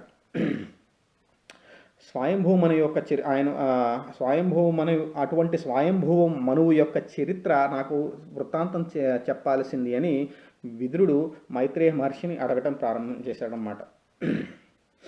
అప్పుడు మైత్రేయ మహర్షి మరలా ఇలా చెప్పడం ప్రారంభించాడు. స్వయంభువుడు తన భార్య అయిన శతరూపతో కూడా బ్రహ్మదేవునికి నమస్కారం చేశాడు. వినయంతో తల వంచుకొని చేతులు జోడించి ప్రీతిపూర్వకంగా ఇలా అన్నాడు. ఓ కమలగర్భ, ఈ విశ్వంలోని సర్వప్రాణులకు పుట్టించుటకు, పోషించుటకు, సంహరించుటకు కారణభూతుడైన వాడివి నీవే. మేము చేయవలసిన పని ఏమో మాకు ఆజ్ఞాపించు. ఎలాంటి పని చేస్తే నీకు అత్యంత సంతోషం కలుగుతుందో అది చేస్తాము. తండ్రికి భక్తితో సేవ చేసిన తనయుడు ఈ లోకంలో అఖండమైన యశస్సును ఆర్జిస్తాడు. ఇక్కడ ఏమని అడిగారంటే, నీవే సర్వ ప్రాణికోటికి సృష్టికారుడవు, స్థితికారుడవు, లయకారుడవు. అంటే ఇక్కడ బ్రహ్మ కూడా నారాయణ స్వరూపంగానే భావించి, అంటే ప్రతి పుత్రుడికి తండ్రి నారాయణుడే. ఎందుకంటే ఆ తండ్రే అంటే పుత్రుడిని కానీ పుత్రిక కానీ. ఇక్కడ నేను పుత్రుడు అన్న ఉద్దేశం ఏంటంటే కేవలం అబ్బాయిలన్న ఉద్దేశం కాదండి. ఎవరికైనా వారి సంతానం గురించి చెప్పడం గురించి వస్తే వారి తల్లిదండ్రులే లక్ష్మీనారాయణులతో సమానం. ఎందుకంటే వారి యొక్క జననానికి కారణము, వారి యొక్క వృద్ధికి కారణం, వారికి సంబంధించిన అన్నిటికీ కారణం వారే అవుతారు, తల్లిదండ్రులే అవుతారు. సో ఇక్కడ ఆయన ఏమన్నాడంటే, మమ్మల్ని పుట్టించావు ఈశ్వర, దయచేసి చెప్పవలసినది అని స్వయంభవమును బ్రహ్మదేవుని గురించి అడగటం జరుగుతుంది. అప్పుడు బ్రహ్మదేవుడు ఆయన మాటలకి చాలా సంతోషించి వెంటనే తన కుమార, కన్న తండ్రి ఆజ్ఞను శిరసావహించి తనకు చేయదగిన పని అని ఏ పని చెబితే దానిని దక్షతతో తక్షణం చేయటమే శ్రీహరి పాద సేవ చేయటమే అవుతుంది. ఇక్కడ అద్భుతమైన ఒక మాట చెప్పడం జరిగిందనమాట. నాయన అంటే కుమార, ఎవడైతే తండ్రి యొక్క ఆజ్ఞను శిరసావహించి ఆయన చెప్పిన పని ఏదైతే చేయదగిన పని ఏదైతే ఉందో దానిని దక్షతతో తక్షణం చేయగలిగిన వాడు శ్రీహరి పాదసేవ చేయటంతో సమానమవుతుంది. తండ్రి ఆజ్ఞానుసారం ప్రజలను పాలించటం కూడా తనయుడు తన తండ్రికి సేవ చేయటం క్రిందకే వస్తుంది. అంటే తండ్రి చెప్పిన పనిని, చేయదగిన పనిని, ఇక్కడ మళ్ళీ చేయదగిన పని అని క్లియర్గా రాశారు బ్రహ్మగారు. అంటే చేయదగిన పనిని, తండ్రి చెప్పిన పనిని, అంటే ఏదైనా ధర్మంతో బద్ధమై ఉండాలండి. ఏదైనా అధర్మం, ఇప్పుడు ఇంద్రజిత్తు కూడా తండ్రి చెప్పాడని చెప్పేసి సీతమ్మ వారిని తండ్రితో కలపటం కోసం ప్రయత్నించాడు. అక్కడ ఇంద్రజిత్తు కూడా తండ్రి చెప్పింది చేయడానికి ప్రయత్నించాడు, కానీ అది చేయదగిన పని కాదు. ఏదైనా ధర్మబద్ధమయ్యే ఉండాలి. అధర్మబద్ధమై ఎప్పుడైతే కలిసిందో అది చెయ్యకూడని పని, అది ఎవరైనా చెప్పని, అది చేయకూడని పని కిందనే వస్తుంది. ఇంకా అది ఇక్కడ అదే విషయాన్ని ఏదైతే చేయదగినదో దాన్ని దక్షతతో చేయటము శ్రీహరి పాద సేవ చేయటం కిందనే వస్తుంది. అందుకని పుణ్యమూర్తివైన ఓ స్వయంభువ, యజ్ఞపురుషుడు, పరమపురుషుడు, హృషికేశుడు, కేశవుడు, పద్మాక్షుడు అయిన మహావిష్ణువు గురించి అపారమైన భక్తితో యజ్ఞాలు చేయి. అలా చేస్తే ఆ కమలాక్షుడు ఎంతో సంతోషిస్తాడు. ఆ దేవదేవుడు సంతోషిస్తే లోకాలన్నీ సంతృప్తి చెందుతాయి. అందుకని నీవు యజ్ఞములను ఆచరించు అని చెప్పడం జరిగింది. పవిత్రమైన చిత్తశుద్ధితో పరమేశ్వరార్పణ బుద్ధితో యజ్ఞ కార్యములు చేయాలి. అది కాక స్వార్థ బుద్ధితో కాని పనులు చేస్తే వరి పొట్టును దంచి బియ్యం రాలేదని ఖేదముందిన వారే అవుతారు. అందువల్ల ధననాశనమే కానీ లవలేశమైన లాభం ఉండదు. అంటే ఇక్కడ ఈశ్వరుడు గురించి ఎలా ఆరాధించాలో చెప్తున్నాడు అన్నమాట. అంటే అన్నిటికంటే ముఖ్యమైనది ఏంటి? బుద్ధి, మనస్సు. ఏ పూజకైనా సంబంధించి మీకు మొట్టమొదటే చెప్పాను, ఈ భౌతిక ప్రపంచంలో ఏదైనా ప్రతిఫలం జరగాలంటే ఈ భౌతిక ప్రపంచంలో ఏంటి? కార్యం చేయాలి. అంటే శరీరంతో చేసే కార్యం వలనే మనకి లాభం కానీ నష్టం కానీ ఏర్పడుద్ది భౌతిక ప్రపంచంలో. ఆధ్యాత్మికంలో కానీ మనస్సు భగవంతుడికి సంబంధించినంత వరకు కానీ మనస్సుతో చేసే పనికి మాత్రమే పుణ్యం కానీ పాపం కానీ సంప్రాప్తిస్తుంది. మీకు ఉదాహరణకి చెప్పాలంటే, ఒకడిని కొట్టాలనుకున్నాను అనుకోండి, వాడిని కొడితే కానీ శిక్ష పడదు. అంటే నేను మనసులో అనుకున్నానని చెప్పేసి నాకేం జడ్జి గారు కూర్చొని వీడు మనస్సులో వాడిని కొట్టాలనుకున్నాడు కనుక నేను వీడిని శిక్షిస్తానంటాం కుదరదు. అంటే భౌతిక ప్రపంచంలో మనసులో చేసేదానికి ప్రతిఫలం ఉండదు. అంటే శిక్ష ఉండదు, దానికి సంబంధించిన ప్రతిఫలము ఉండదు, రెండూ ఉండవు. ఏది భౌతిక ప్రపంచంలో శరీరంతో చేయకపోతే.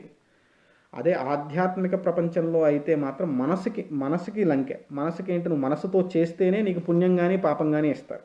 అంటే నువ్వు మనస్ఫూర్తిగా, అంటే నువ్వు భగవంతుడి గురించి ఆలోచించకుండా ఏదో సినిమా గురించి ఆలోచిస్తూ ఇక్కడ యజ్ఞం చేసామనుకోండి, క్షమించాలి. ఏంటండి? ఎవరైనా ప్రశ్న అడుగుతున్నారా నన్ను?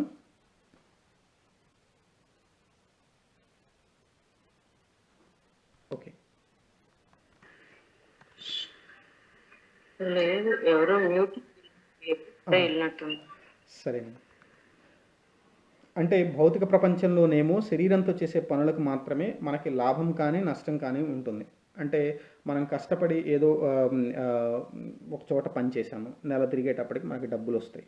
అంటే అక్కడ శరీరంతో పనిచేస్తాం. శరీరంతో చేస్తేనే మనకి భౌతిక ప్రపంచంలో లాభం కానీ నష్టం కానీ ఏర్పడతాయి. కానీ ఆధ్యాత్మిక ప్రపంచంలో మనసుతో చేస్తేనే దానికి పుణ్యం కానీ పాపం కానీ ఇవ్వటం జరుగుతుంది. అంటే ఇప్పుడు మనం చేయకూడని పని గురించి మనం మనసుతో ఆలోచించామనుకోండి, అది ఎవరికీ తెలియదు బయట. కానీ లోపల ఉన్న ఈశ్వరుడికి, అంటే ఈశ్వరుడే కదా అన్ని ప్రాణికోటలను, అంటే వాడినో తందాం అనుకున్నాను, లేకపోతే వాడికి ఇట్లా క్రూరంగా వాడు నాశనం అయిపోవాలనుకున్న నా మనస్సుతో అనుకున్నది ఏదైతే ఉందో అది లోపల ఈశ్వరుడికి తెలుస్తుంది, ఇంకా బయట ఎవ్వడికి తెలియదు.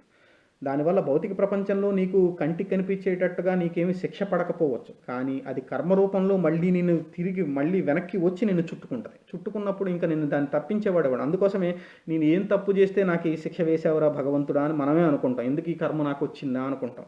అందుకు అనుకుంటామంటే ఇప్పుడు మనం చేసిన ఆలోచనలు మళ్ళీ, అంటే ఈ జన్మలోనే చేయాల్సిన అవసరం లేదు, మళ్ళీ మనం అంతకుముందు. ఎందుకంటే మనం వాసనారూపంగా ఏదైనా మనసే క్యారీ చేస్తుంటుంది. దీనికి ఉన్న దరిద్రం ఏంటంటే ఇప్పుడు మనం సంపాదించిన డబ్బులు ఏమన్నా ఉంటే ఈ శరీరంతోనే వదిలేస్తాం. ఈ శరీరంతోనే అనుభవిస్తాం, లేకపోతే వదిలేస్తాం, వెళ్ళిపోతాం. ఈ శరీరంతో భౌతికమైన పనులన్నీ వెళ్ళిపోతాయి. కానీ మనసుతో చేసిన ఈ పనులు ఏవైనా కానీ అవి జన్మాంతరాలకు వెళ్ళిపోతాయి అంటే ఎందుకంటే వాసనారూపంగా ఈ మనస్సును పట్టుకుని ఉంటాయి. ఈ మనస్సు ఎప్పుడైతే ఈ శరీరాన్ని వదిలిపెట్టి వెళ్ళిపోతుందో, మళ్ళా వేరే దేహాన్ని తీసుకుంటుందో, అప్పుడు దాంతోపాటు ఈ ఆలోచనలు, ఈ చేసిన కర్మల్ని మొత్తాన్ని అది తీసుకెళ్ళి మళ్ళీ అక్కడ తీసుకొస్తుంది మళ్ళీ. అందువల్ల చాలా జాగ్రత్తగా ఉండాలి మనసుతో ఉండేటప్పుడు మాత్రం. శరీరంతో ఉండేటప్పుడు దానికంటే కూడా 10 రెట్లు ఎక్కువగా మన మనసుతో చేసే పనుల గురించి ఎందుకంటే మనం అనుకుంటే ఆ మనసులో అనుకుంటే ఎవరికి తెలుస్తుంది అనుకుంటాం, కానీ తప్పది. అది ఖచ్చితంగా మళ్ళీ మనకి వెనక్కి వస్తుంది. అందుకోసం మనకు అన్నీ తెలిసినాయి కదండి, చిన్నప్పుడు పిల్లలకి దిష్టి తీయండి అమ్మ ఎందుకు చేస్తారంటే మనసుతో ఎవడేం ఆలోచిస్తున్నాడో ఎవరికీ తెలియదు. సో ఇవన్నీ ఏంటంటే మనం బాగా గుర్తుంచుకోవాల్సింది. ఇక్కడ బ్రహ్మదేవుడు కూడా స్వయంభూమునికి ఈ విషయమే చెప్తున్నాడు. నువ్వు యజ్ఞయాగాది కార్యక్రమాలు చేసేటప్పుడు పరమేశ్వరార్పణ బుద్ధితో, అంటే అటువంటి మనస్సుతో ఆ పని చెయ్యాలి.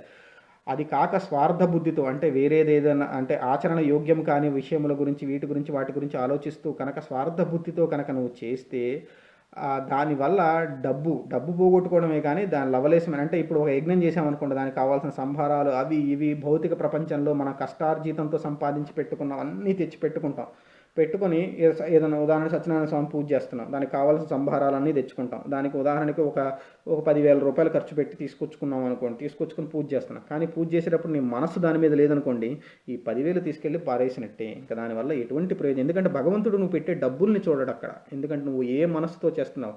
అక్కడ లక్ష్మీనారాయణాభ్యాం నమః అన్నప్పుడు సాక్షాత్తు లక్ష్మీనారాయణులు ఇద్దరు అక్కడ నిలబడ్డారని చూడాలి. నవగ్రహాలను మనము ఆవాహన చేసి సత్యనారాయణ స్వామి పీఠం మీద పెడుతున్నప్పుడు అక్కడ మనం ఏం ఆలోచించాలంటే, రాజుగారి మహాసింహాసనం మీద లక్ష్మీనారాయణులు కూర్చున్నారు, అక్కడ సభాసదులుగా అక్కడ మనము నవగ్రహములను తీసుకొస్తున్నాము, అష్టదిక్పాలకులను తీసుకొస్తున్నాము, అలాగే పంచభూతం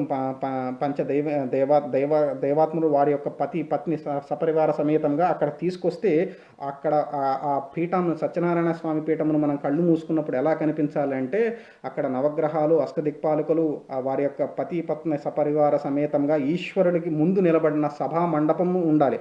అంటే అటువంటి సభా మండపంలో నువ్వు ఉన్నప్పుడు ఎలా ఉండాలి, ఎంత పవిత్రంగా ఉండాలన్న భావన కలగాలి మన మనసులో. అది కలిగినప్పుడు ఒక్కసారిగా అక్కడ సత్యనారాయణ స్వామి పీఠం కనిపించదు, ఈశ్వరుడే అక్కడ కూర్చుంటే ఈ సమస్త దేవతాది గణములు స్వామిని పూజిస్తూ ఉన్నట్టు, నువ్వు వాళ్ళందరికీ అర్ఘ్యపార్ఘ్యాదులు ఇచ్చి పూజిస్తున్నట్టు అన్న భావన కలుగుతుంది.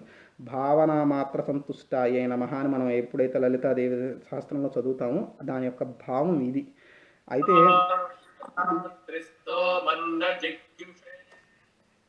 ఈశ్వర అన్న దాని యొక్క భావన ఆ భావన ఇదనమాట. అటువంటి భావనతో నువ్వు యజ్ఞయాగాది క్రతువుల్ని చేయాలి కుమార. అది కాక నువ్వు ఎటువంటి ఆ భావం లేకుండా కనుక నువ్వు చేస్తే అది కేవలము ధననాశనమే కానీ వేరు ఏమీ ఉండదు అని చెప్తున్నారనమాట. కుమార, పాపములనే తీగల కొడవలు వంటి వాడివై నిర్వికారుడైన సర్వేశ్వరుని గురించి యజ్ఞం చేయాలని భావించు. నీ భావన సత్వరూపమై శుభప్రదం అవుతుంది. నీవును నీ కుమారులు సంతోషంతో భూభారం వహించండి. నిర్మలమైన ధర్మ మార్గంలో సజ్జనులైన ప్రజలను పరిపాలించుతూ ఉండండి. ఇలా దిశానిర్దేశం బ్రహ్మదేవుడు చేయటం జరిగింది. ఆ మాటలు విని స్వయంభువుడు సరోజభవునితో ఇట్లా అన్నాడు, తండ్రి, నీ ఆజ్ఞ శిరసావహించి నీవి చెప్పినట్లే చేస్తా. అయితే నాకు నా కుమారులు నివసించడానికి తగిన చోటు ఎక్కడా కానరావటం లేదు. జగద్విధాతమైన ఓ జనక, ఈ సృష్టిలో అఖిల జంతుజాలములకు ఆధారభూతమైన భూమి ఇప్పుడు మహాసముద్ర మధ్యంలో ఉంది. అందువల్ల మాకు ఉండటానికి చోటు కనిపించటం లేదు అని స్వయంభూమనువు బ్రహ్మదేవుని గురించి చెప్పడం జరిగింది. అప్పుడు ఏమని అడిగారంటే, నేను సృష్టి అంటే నేను కానీ నా కుమారులు కానీ, అంటే ఇప్పుడు అల్లుళ్ళు అంటే ఇప్పుడు వారి ద్వారా ఉద్భవించిన కుమారులు, అలాగే అల్లుళ్ళు కూతుళ్ళు వీళ్ళందరూ ప్రజోత్పత్తి చేసి ఈ సృష్టిని ప్రారంభించాలి అంటే దానికి కావలసిన భూమి కావాలి, దానికి కావలసిన ఒక ప్రదేశం కావాలి. ఆ ప్రదేశం ఇప్పుడు మహాసముద్ర మధ్యంలో, అంటే ఇప్పుడు కేవలం ఇదంతా ఎక్కడ జరుగుతుంది, బ్రహ్మగారి యొక్క కమలం యొక్క వీటిలోనే ఈ బ్రహ్మ యొక్క ప్రారంభ సృష్టి వారందరూ నివసించేదంతా బ్రహ్మలోకంలోనే జరిగిందనమాట. ఇప్పటిదాకా ఈ ప్రస్తావనలు మొత్తం అయితే నాకు దయచేసి అంటే మేమందరం ఇంకా ఇంకా సంతానాభివృద్ధి జరుగుతుంది, ఇక దానికి సంబంధించిన లోకము అంటూ ఒకటి ఉండాలి స్వామి. దాని ఇప్పుడు కానీ ఆ భూమి, దానికి యోగ్యమైన భూమి ఈ ప్రళయం లోపల ఉండి ఆ భూమిని నువ్వు దయచేసి ఎలా తీసుకురావాలి అని భూమిని సృష్టించు అని దానిని ఈ ఈ మధ్యలో ఈ నీళ్ల మధ్యలో ఉన్న భూమిని ఎలా బయటికి తీసుకురావాలి అని స్వయంభూమను బ్రహ్మగారిని అడగటం జరుగుతుంది. నీళ్ల నడుమున మునిగిపోయిన ఈ భూమండలాన్ని పైకి తీసుకురావటం ఎలాగా? నేను మొట్టమొదట నీళ్లను సృష్టించాను, ఆ తర్వాత భూమిని సృష్టించాను. దానివల్ల ఇప్పుడు జలమధ్యంలో భూమి మునిగి పాతాళ మధ్యంలో చేరింది. దాన్ని యథాస్థితికి ఎలా తీసుకుని వచ్చేది అని బ్రహ్మ ఆలోచించడం ప్రారంభించాడు.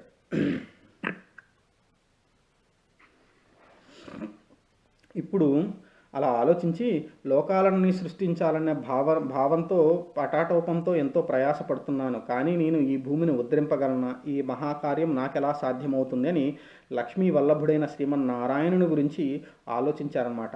వెంటనే అతని ముక్కు నుండి యజ్ఞవరాహమూర్తి బొటను విరేలంత పరిణామంతో జన్మించి ఆకాశానికి ఎగిరి ఒక్క క్షణము లోపలే జనులంతా ఆశ్చర్యచకితులయ్యేటట్టు ఒక ఏనుగంత అయ్యారు.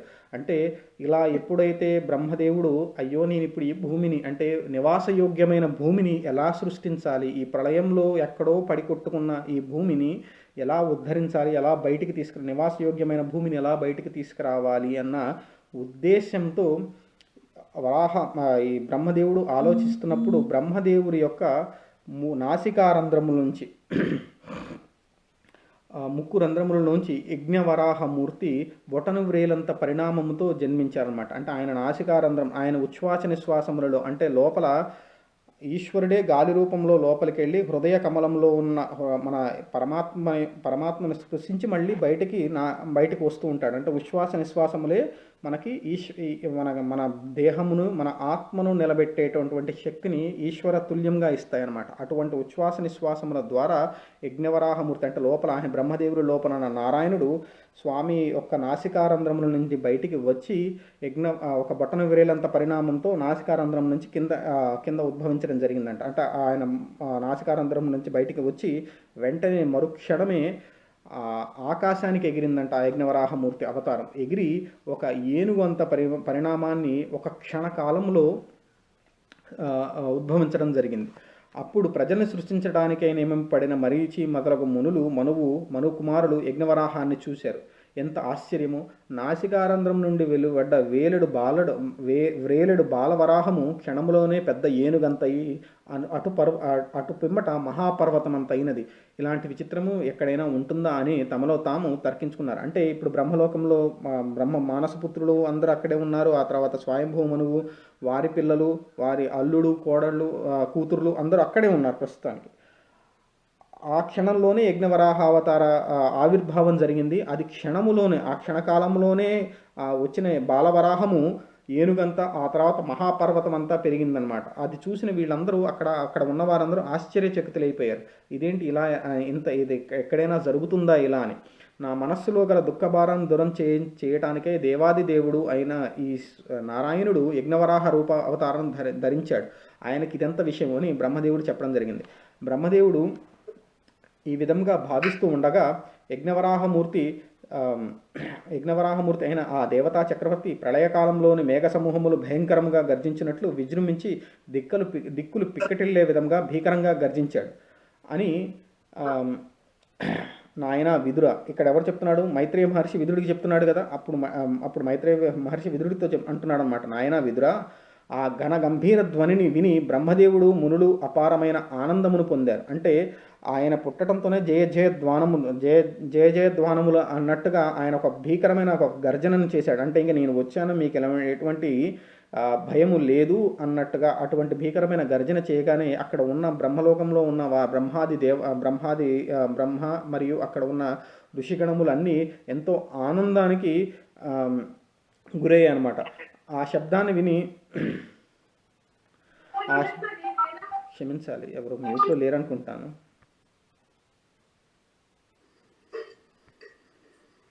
దయచేసి అందరూ మ్యూట్లోకి వెళ్తారండి.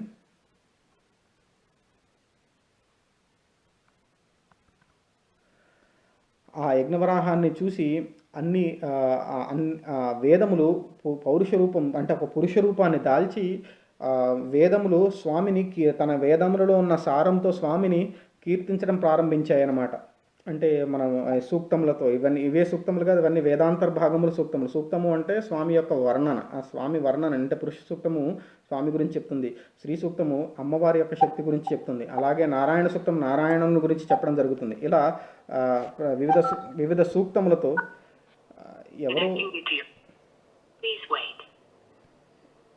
ఎవరు మ్యూట్లో లేరండి. ఓకే. వేదములు పురుష రూపంను దాల్చాయన్నమాట. దాల్చి స్వామి గురించి వర్ణించడం ప్రారంభించాయి.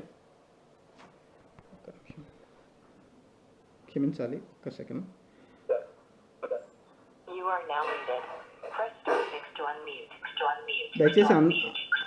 దయచేసి అందరూ మ్యూట్లోకి వెళ్తారా అండి?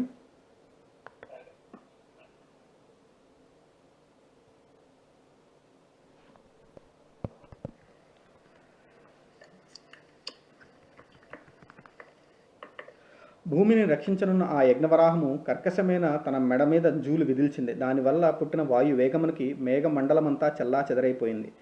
చురకత్తి వలె మిక్కిలి వాడి అయిన ఆ వరాహమూర్తి యొక్క గిట్టల కొనల తాకిడులు అడుగున ఉన్న ఆదిశేషుడు దిగ్గజములు తల్లడిల్లిపోయాయి. ఆ యజ్ఞవరాహము కఠోరాలైన కరకు కోరల రాపిడి వలన పుట్టిన అగ్ని జ్వాలలకు వెండి కొండ కైలాసము, బంగారపు కొండ అయిన మేరువు కరిగి ద్రవించి పోతాయేమో అని అనిపించింది. అంటే ఇక్కడ యొక్క యజ్ఞవరాహమూర్తి యొక్క వర్ణన ఇక్కడ వర్ణించడం జరుగుతుందన్నమాట. అది ఎంత భీకరంగా ఉందంటే స్వామి యొక్క గిట్టల యొక్క వేగమునకు స్వామిని భరిస్తూ ఉన్న ఆదిశేషుడు చెలించిపోయాడనమాట స్వామి యొక్క బలమైన గిట్టల యొక్క శక్తికి. అలాగే కొమ్ములు, స్వామి యొక్క కొమ్ముల యొక్క రాపిడికి బ్రహ్మలోకంలో ఉన్న అంటే అప్పుడే బ్రహ్మ సృష్టి ప్రారంభించామనుకున్నాం కదా, అక్కడే రుద్రుడు, కైలాసము ఇటువంటి లోకములన్నీ అగ్నికీలలు పుట్టినంత వేడి రాపిడిని గురి అవ్వటం జరిగిందనమాట. అప్పుడు మరి ఆ యజ్ఞవరాహము ఒకసారి 14 భువన భోంతరములు దొర్లి పడిపోయినట్లుగా కొమ్ములతో చిమ్ముతుంది. మరోసారి తన మూపురం యొక్క ఓరుగల్లుతో పసిడి కాంతులు ప్రసరించేటట్లు మేరు పర్వతానికి రుద్దుకుంటుంది. ఇంకొకసారి సప్త సముద్రములు జలాలు బురదలైపోయేటట్లుగా ఎగిరి గంతులు వేస్తూ తిరుగుతుంది. వేరొక్కసారి మిక్కిలి భీకరంగా త్రోకను తిప్పటం వల్ల పుట్టిన గాలి తాకిడికి ఆకాశం బ్రద్దలయ్యేటట్టు చూస్తుంది. ఒక్కొక్క మాటు కనుగొనల్లో అగ్ని కణాలు కురిపిస్తూ మహాభయంకరంగా కనిపిస్తుంది. ఇంకొక మాటు మహాయోగులకు సేవ్యమైన భవ్య దివ్య వైభవంతో శోభిల్లుతూ ఉంది. అంటే ఇక్కడ వరాహ రూపంలో స్వామి ఆవిర్భవించిన తర్వాత స్వామి యొక్క గమన శక్తికి ఏర్పడిన కారణ విశేషములు మొత్తాన్ని ఇక్కడ పోతన భాగవతంలో వివరించడం జరిగిందనమాట. అంటే స్వామి యొక్క వేగానికి అక్కడ ఉన్న పర్వతాలు అంటే ఆ లోకములలో ఉన్న పర్వతములు మొత్తం కంపించడం ప్రారంభించాయి. అలాగే ఈ ప్రళయ సముద్ర జలములు మొత్తము బురదల అంటే అక్కడ వెళ్తున్నారు, పర్వతాలతో ఢీకొంటున్నారు, మరలా వచ్చి ఆ మట్టితో ఉండగానే వచ్చి సముద్రంలో పరిగెడుతూ ఉంటే ఆ బురద జలాలు అయిపోయిన ఆ సముద్ర జలములు, ఆ ప్రళయకాల జలములు మొత్తము బురద జలాలుగా మారుతున్నాయి అన్నమాట. ఒక్కొక్కసారేమో ఆయన యొక్క తోకని అతి వేగంగా తిప్పటం వల్ల గాలి తాకిటికి ఆకాశం బ్రద్దలయ్యేంత శబ్దములు ఏర్పడ్డాయి. అంటే అతి వేగంగా ఒక వస్తువుని తిప్పితే మనకు వచ్చే శబ్దం ఉంటుంది కదా, అది ఎంత భయంకరంగా ఉంటుందో, అంటే స్వామి యొక్క తోకని తిప్పితే వచ్చిన వేగానికి ఆకాశం బ్రద్దలయ్యేంత ధ్వనులు ఏర్పడ్డాయి. అలాగే ఇంకొక మారు అంటే ఒక్కొక్కసారి ఇలా ప్రవర్తిస్తున్నారు స్వామి, ఇంకొకసారి ఏంటంటే తన యొక్క భవ్య దివ్య వైభవంతో ఆయన భవ్య దివ్య వైభవంతో, క్షమించాలి ఎవరో మ్యూట్లో లేరండి, దయచేసి అందరూ మ్యూట్లోకి వెళ్తారండి. ఆయా మహాయోగులకి భవ్య దివ్యమైన వైభవంతో స్వామి యొక్క సాక్షాత్కారం కలిగిందనమాట. ఇలా విహరిస్తూ అన్ని కాలముల యందు అంటే ఉదయము, మధ్యాహ్నము, సాయంకాలము ఇటువంటి కాలముల యందు యజ్ఞస్వరూపుడై యజ్ఞవరాహ రూపం ధరించిన ఆ మహావిష్ణువు మహాప్రళయ కాలంలో తాను నిద్రలో ఉన్నప్పుడు జలంలోనున్న భూమి రసాతలంలో చేరినందువల్ల దానిని ఉద్ధరించడానికే సముద్రంలోకి ప్రవేశించాడు. ఆ వేగానికి సముద్రుడు తట్టుకోలేక అల్లకల్లోలమైన మనస్సులతో అలలు అలలు అనే చేతులు పైకెత్తి యజ్ఞవరాహ నన్ను రక్షించు అని వేడుకున్నాడు. ఆ వరాహమూర్తి తన వాడి అయిన వంకరలు తిరిగిన కత్తుల వంటి గిట్టల కొనలతో సముద్ర జలాలను చెల్లాచెదురు చేస్తూ పాతాళలోకంలోనికి దూసుకు వెళ్ళి అక్కడ ఉన్న భూమిని చూశాడు. ఆ సమయంలో ఆ సముద్రంలో దాగి ఉన్న ఒక భయంకర రాక్షసుడు ఆయనకి ఎదురయ్యాడు. ఆ క్రూర దానవుడు కులపర్వతాలను గిట్టలతో పగలగొట్టేది, భూమిని ప్రియురాలుగా గ్రహించినది, భూమండలాన్ని వెదుగుతూ ఉన్నది అయిన యజ్ఞమయమైన శరీరం కలిగిన ఆ యజ్ఞవరాహమూర్తిని మొదట దర్శించి ఆ వరాహాన్ని చూడంగానే ఆ రాక్షసుడికి భయంకరమైన ఆగ్రహం వచ్చింది. రోషంచే భీకర ఆకారం కలవాడైన ఆ రాక్షసుడు అనివార్యమైన శౌర్యంతో గిరగిరా గద తిప్పి వరాహమూర్తికి మీదకి ప్రయోగించాడు. అప్పుడు ఆ యజ్ఞవరాహమూర్తి ఆ గదాప్రహారం నుంచి తప్పించుకున్నాడు. క్రోధంతో గర్వంతో అపారమైన పరాక్రమంతో విజృంభించిన ఆ మృగరాజు గజరాజును మట్టుపెట్టినట్లుగా వరాహమూర్తి తన వాడి కూరల అంచులతో వాడిని విదిలించి తొదముట్టించాడు. ఇక్కడ వర్ణన ఎలా చేశారంటే, ఈ రాక్షసుడు ఎప్పుడైతే ఈ యజ్ఞవరాహం యొక్క మనస్సు ఏంటి, భూమి ఎక్కడ ఉన్నది, రసాతలం, ఈ సముద్ర శ్రీ మహావిష్ణువు ప్రళయకాలంలో భూమిని తనలో ఐక్యం చేసుకున్నప్పుడు లోపల దాగి ఈ ప్రళయ జలములలో ఎక్కడో సముద్రంలో లోపల ఉన్న ఆ భూమిని ఎక్కడ ఉన్నదో శ్రీ మహావిష్ణువుకి తెలుసు. అందువల్ల యజ్ఞవరాహమూర్తి ఆ ప్రళయ సముద్ర జలాలను చీల్చుకుంటూ లోపలికి రసాతలం లోపల దాకా వెళ్ళి అక్కడ ఉన్న భూమిని పైకెత్తాలని అన్న ఉద్దేశంతో స్వామి వెళ్తున్నాడు. అలా వెళ్తుంటే ఈ రసాతలంలో ఒక రాక్షసుడు ఈ స్వామిని చూశాడు. స్వామిని చూసి ఈ వరాహమూర్తిని చూసి కోపోద్రిక్తుడై స్వామి మీదకి గదాప్రయోగం చేశాడనమాట. అప్పుడు ఆ గదాప్రయోగం నుంచి స్వామి తప్పుకొని గజరాజుని అంటే ఒక సింహము ఒక ఏనుగు మీద పడి ఎలాగైతే ఏనుగు యొక్క కుంభస్థలాన్ని భేదించి ఏనుగును పడగొడుతుందో అలా స్వామి తన వాడి కోరలతో ఆ రాక్షసుడిని తొదముట్టించడం జరిగింది. ఆ రాక్షసుడు ఆ విధంగా నేల కొరిగాడు. వరాహమూర్తి సాయం సమయాన ఎర్రబడిన అంటే అప్పుడు స్వామి యొక్క వర్ణన ఎలా ఉందంటే, సాయం సమయాన ఎర్రబడిన మేఘాలతో గైరికాది ధాతులతో వారిన మహాపర్వతం వలె ఎలా ఉంటారో స్వామి అలా ఉన్నాడనమాట. అలా ఒప్పుతూ భూమిని తన కోర చివర ధరించి సముద్రంలో నుండి బయటికి తీసుకొచ్చాడు. స్వామి ఆ రాక్షసుణ్ణి సంహరించి ఆ భూమిని తన కోరలతో ఎత్తి, ఆ లోపల మహాసముద్రంలో దాగి ఉన్న భూమిని తన కోరలతో ఎత్తి బయటికి తీసుకురావటం జరిగిందనమాట. విరియనాటి రేఖలా విరాజిల్లుతున్న తెల్లని కొనపైనున్న భూమి స్వామిని ఎప్పుడు ఎడబాడని శ్రీ మహాలక్ష్మి ఆయనకు పూసిన కస్తూరి పలకంలాగా కనిపించిందనమాట. అంటే ఆ యజ్ఞవరాహావతారంలో స్వామి వరించినది ఎవరిని అంటే భూమిని. ఎందుకంటే భూమి ఎక్కడో ఉండగా స్వామి వెళ్ళి తన కోరలతో మహాసముద్రము నుండి స్వామి పైకెత్తి తన కోరల మీద ఎత్తి భూమిని మరలా సముద్రం నుంచి బయటికి తీసుకొచ్చిన స్వామి యొక్క వర్ణన ఇక్కడ ఎలా ఉంది అంటే, విదియనాటి చంద్రరేఖల అంటే అప్పుడే ఉద్భవిస్తున్న చంద్రుడు ఎంత అద్భుతంగా ఉంటాడో, చంద్రకాంతి ఎంత బాగుంటుందో, అంటే అప్పటిదాకా చిమ్మ చీకట్లు కమ్ముకున్న అమావాస్య తదనంతరము విదియనాడు చన్నటి చంద్రరేఖ అలా కనపడుతుందో అలా ఉందన్నమాట స్వామి ఆ భూమిని బయటికి తీసుకొచ్చినప్పుడు. అలాగే ఆ వర్ణన ఎలా ఉంది అంటే, ఎప్పటికీ ఎడబాయిని శ్రీ మహాలక్ష్మి స్వామిని ఎలా ఉంటుందో భూదేవి కూడా స్వామిని వరించినదా అన్నట్లుగా అక్కడ స్వామి వర్ణన ఉందన్నమాట. అటువంటి వరాహమూర్తిని చూచి బ్రహ్మాది దేవతలు ఇలా కీర్తించారు: దేవదేవ జయం జయము, పరమేశ్వర నీకు జయము, నీవు యజ్ఞాధిపతివి, వేదమూర్తివి, దుష్ట శిక్షణ రక్షణార్థం వరాహావతారం ధరించి నీకు మేము పరమభక్తితో ప్రణమిల్లుచున్నాము. నీవు వరదుడవు, ఈ మహాసముద్రాలన్నీ నీ రోమకూపాలలో ఇమిడి ఉన్నాయి.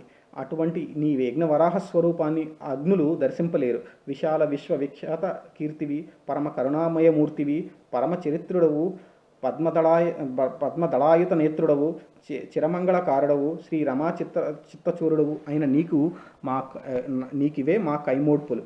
ఇక్కడ స్వామిని గురించి వర్ణించడం జరుగుతుంది. ఈశ్వర, నువ్వే అన్ని వేదములకి మూర్తి, వేదమూర్తివి నువ్వు. నీవు వరదుడవు. వరదుడు అంటే భక్తులు ఏదైతే ఎన్ని కష్టాలతోనూ కోరికలతోనూ ఉంటారో వారందరి కోరికలను కష్టాలని తీర్చే ఈశ్వరుడు కనుక అక్కడ వరద అంటే వరదానమును చేయగలిగిన వాడు వరదుడు. ఆ వరదుడివి నువ్వు. ఈ మహాసముద్రములన్నీ నీ రోమకోపాలలో నిండి ఉంటాయి. అంటే ఈ ప్రళయములు, ఈ ప్రళయ సముద్రములు ఇవన్నీ కేవలం నీ రోమకూపాలతో సమానం. అటువంటి నీ స్వరూపం, యజ్ఞవరాహ స్వరూపమును అగ్నులు దర్శింపలేరు. అంటే ఈ సృష్టికి కారణమైన నారాయణ స్వరూపమును ఈ అగ్నులు దర్శింపలేరు. అగ్నులు అంటే అజ్ఞానంతో ఉన్నవారు, అంటే మాయామోహమైన ఈ అరిషడ్వర్గములతో నిండి ఉన్న ఈ మాయా స్వరూపం నుండి బయటికి వెళ్తేనే నారాయణ స్వరూపాన్ని దర్శించడం జరుగుతుంది. అటువంటి అజ్ఞానాంధకరంలో ఉన్న వాళ్ళు అగ్నులు నిన్ను దర్శింపలేరు.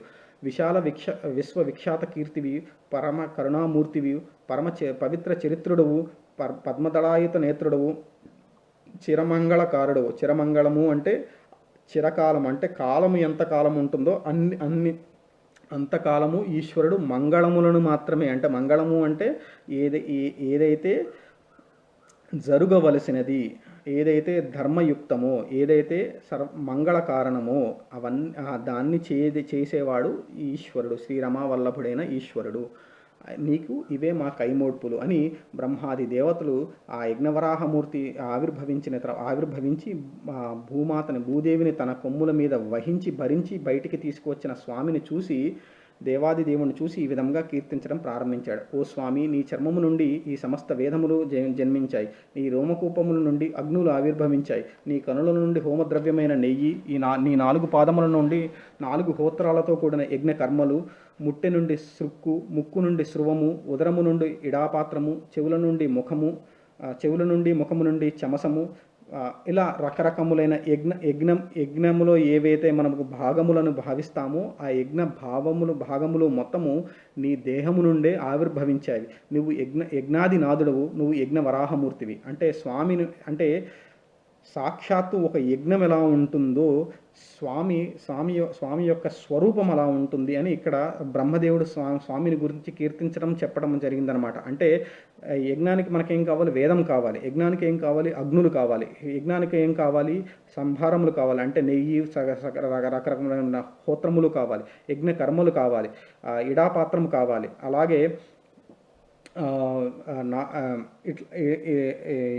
ఇలా రకరకములైన యజ్ఞ భాగములు ఏవైతే ఉన్నాయో స్వామి యొక్క శరీర భాగముల నుండి, అంటే చర్మం నుండి వేదములు, రోమకూపముల నుండి అగ్నులు, కనుల నుండి హోమద్రవ్యమైన నెయ్యి, ఉదరము నుండి ఇడాపాత్రము, చెవుల నుండి చమసము, పాశ్రితము అనే పాత్రలు, కంఠము నుండి ఇష్టులు అనే యజ్ఞాలు, నాలుక నుండి ప్రవర్గ్యము అనే యజ్ఞము, అలాగే నీ చర్మణం అంటే నీ కాళ్ళ భాగము నుండి అగ్నిహోత్రము, ఇటువంటి అంటే శరీర భాగముల నుండి యజ్ఞంలో ఎటువంటి భాగములైతే ఉంటాయో అటువంటి భాగములు మొత్తం స్వామి నుండి ఆవిర్భవించాయి అని ఇక్కడ బ్రహ్మదేవుడు యజ్ఞస్వరూపుడైన యజ్ఞవరాహమూర్తిని గురించి కొలవటం జరుగుతుంది. అంతేకాక భగవంతుడైన నీవు మాటిమాటికి ఆవిర్భవింపడము దీక్షణీయమనే యజ్ఞము. అంటే యజ్ఞములో దీక్షణీయ యజ్ఞము అంటే స్వామియే మాటిమాటికి అనేక అవతారములను దాల్చి ఈ ధర్మమును నిలబెట్టడం అన్నమాట. అలాగే ఇంకా కొన్ని యజ్ఞములు, అంటే రకరకములైన యజ్ఞముల గురించి ఇక్కడ ప్రస్తావన చేయడం జరుగుతుంది. ప్రాయణీయ అనే యజ్ఞము దీక్షానంతరం జరిగే ఇష్టి, ఉదయనీయము అనే సమావేష్టి నీ కోరలు. అంటే ఇక్కడ రకరకములైన యజ్ఞములు స్వామి యొక్క ఏ భాగముల యొక్క అంతర్భాగములో ఇక్కడ చెప్పడం జరుగుతుంది. నీ ఉనికియే ప్రాతకాలము, మధ్యాహ్నము, సాయం సమయము అని 3 యజ్ఞాంశములు. నీ చర్మము, మాంసము మొదలైన సప్తధాతువులు అగ్నిష్టోమము, ఉద్యక్తము, షోడశి, వాజపేయము, అతిరాత్రము, అప్తోర్యామము, ద్వాదశాహ్నము అని యజ్ఞభేదములు. సమస్త యజ్ఞములు నీ శరీర సందులు. సోమముతో కూడినవి కూడనివి అనే క్రతువులన్నీ నీవే. నీవే యజ్ఞబంధములతో అలలారుతూ ఉన్నావు. అంటే యజ్ఞములలో ఉన్న కాలములను కూడా ఇక్కడ చెప్పడం జరిగిందనమాట. అంటే స్వామి యొక్క ఉనికి ప్రాతకాలము, సంధ్యాకాలము, సాయం సమయము అన్న 3 యజ్ఞాంశములు. అలాగే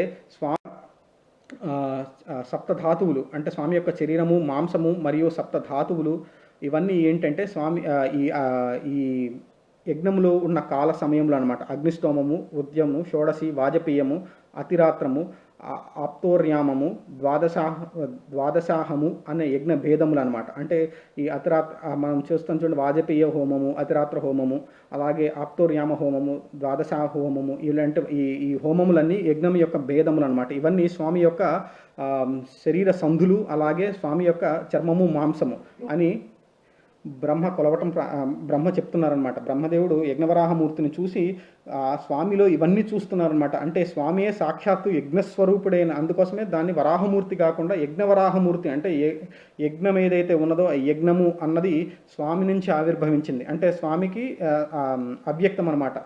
స్వామికి పూర్తిగా స్వామి యందే యజ్ఞమును దర్శించాడు బ్రహ్మదేవుడు. సత్వగుణం వల్ల మంచి భక్తి ప్రాప్తిస్తుంది. భక్తితో కూడిన మనస్సు పవిత్రమవుతుంది. అటువంటి భక్తియుక్తమైన పవిత్ర హృదయ పద్మంతో భావించి సేవింపదగిన ఓ దేవదేవ, నీకు నమస్కారము. ఓ పద్మనాభ, పర్వతాలతోనూ, నదీ నదాలతోనూ, సముద్రములతోనూ, అరణ్యములతోనే నిండిన ఈ భూమండలము నీ తెల్లని కోర చివర ప్రకాశిస్తున్నది. ఆ భూదేవి మనోహరమైన సరోవర జలములతో దిగిన మదగజేంద్రుని దంతాగ్రమున తగులుకొన్న ఆకుతో కూడిన తామర పువ్వులాగా చూడముచ్చటగా ఉన్నది. అంటే భూమి ఎలా ఉంది అయ్యా అంటే పర్వతములతోనూ, నదీ నదములతోనూ, సముద్రములతోనూ, అరణ్యములతోనూ నిండి ఉన్నది ఆ భూమి నీ కోర చివరను ఎలా ప్రకాశిస్తుంది అంటే సరోవరములో ఒక మదగజము దిగి తన కోరలతో పైకెత్తినప్పుడు ఆ మదగజం యొక్క కోరకి ఏదైనా ఆకు తగులుకుంటే ఎలా ఉన్నదో, అంటే స్వామి యొక్క శక్తికి భూమి ఎంత చిన్నదో చెప్తున్నారనమాట. అంటే గజము యొక్క కోరకు ఒక ఆకు తగులుకొని ఉంటే ఎలా ఉంటుందో, ఒక తామర పువ్వు తగులుకుంటే ఎలా ఉంటుందో, అలా భూమి స్వామి యజ్ఞవరాహమూర్తి అయిన ఆ నారాయణుడికి అది అలా భాషిస్తూ ఉంది అని వర్ణించారు బ్రహ్మదేవుడు. అంతేకాదు, చతుర్వేద స్వరూపమైన శరీరమును ధరించి ఉన్న ఓ యజ్ఞవరాహ స్వామి, నీవు జ్ఞానవంతుల అంతరంగాలనే నీటి మడుగులలో క్రీడిస్తూ ఉంటావు. భూదేవికి, శ్రీదేవికి నువ్వు మనోహరుడు, దేవతలందరికీ అగ్రేశ్వరుడు. స్వామి, నీ తెల్లని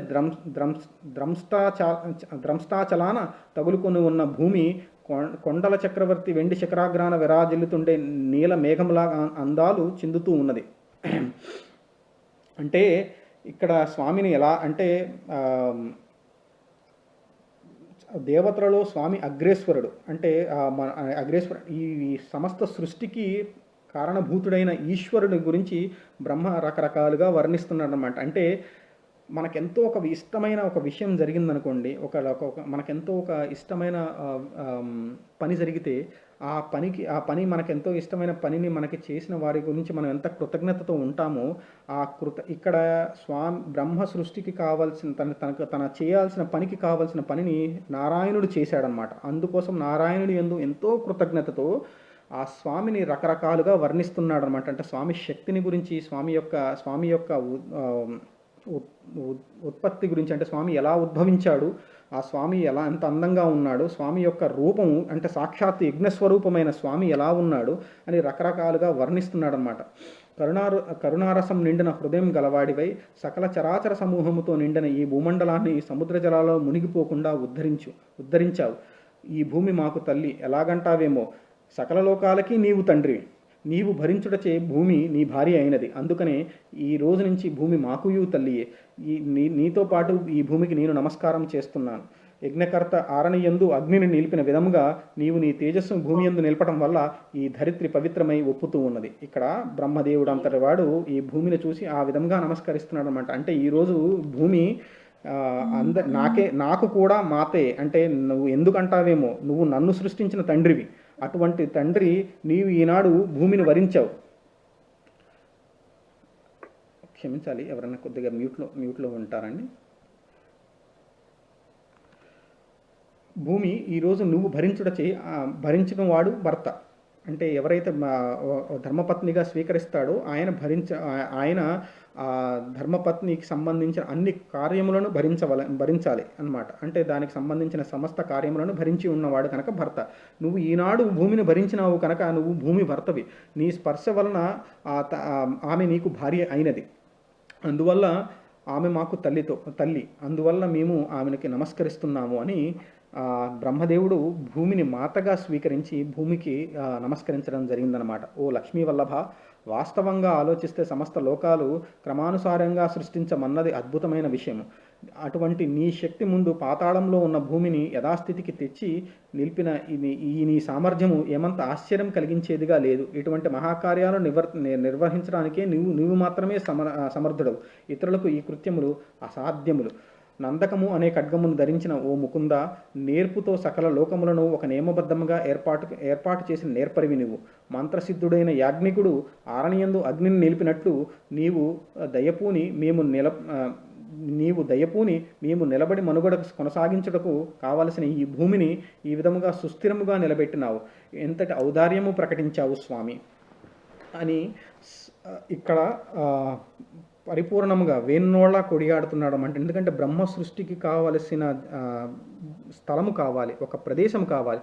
అటువంటి ప్రదేశమును ఎక్కడో పాతాళంలో ఉన్నదని స్వామి గుర్తించి తన యొక్క సంకల్పమును నిలబెట్టుటకు స్వామియే బ్రహ్మదేవుడు యొక్క నాసికారంధ్రముల నుంచి ఉద్భవించి ఆ భూమి ఎక్కడ సముద్ర జలాలలో దాగి ఉన్నదో స్వామి చూసి వెళ్ళి రాక్షసునితో యుద్ధం చేసి తన కోరల మీద భూమిని నిలబెట్టి మరలా సముద్రాంతర్భాగము నుండి బయటికి తీసి నివాసయోగ్యమయ్యి సృష్టికి అర్హముగా భూమిని నిలబెట్టిన స్వామిని చూసి ఈ బ్రహ్మ పొగుడుతూ ఇలా చెప్తున్నాడు అనమాట. ఇటువంటి కార్యములు నీకెంత స్వామి, ఇవన్నీ నీకు అల్పములు, నీవు తప్ప ఈ కార్యం అంటే మాలాంటి వాళ్ళకందరికీ ఇది మహోద్భుతమైన కార్యము, అబ్బో ఎంత అద్భుతమైన కార్యములాగానో అనిపిస్తుంటుంది. కానీ నీకు ఇవి చాలా చిన్న చిన్న పనులు. అంటే నువ్వు సంకల్పాన్ని కూడా అనుకోవాల్సిన అవసరం లేదు. కేవలము నీ యొక్క సంకల్పం మాత్రము చేత ఇవన్నీ జరిగిపోతాయి అని స్వామిని మా మీద దయతో ఈ భూమిని ఉద్ధరించావు తండ్రి.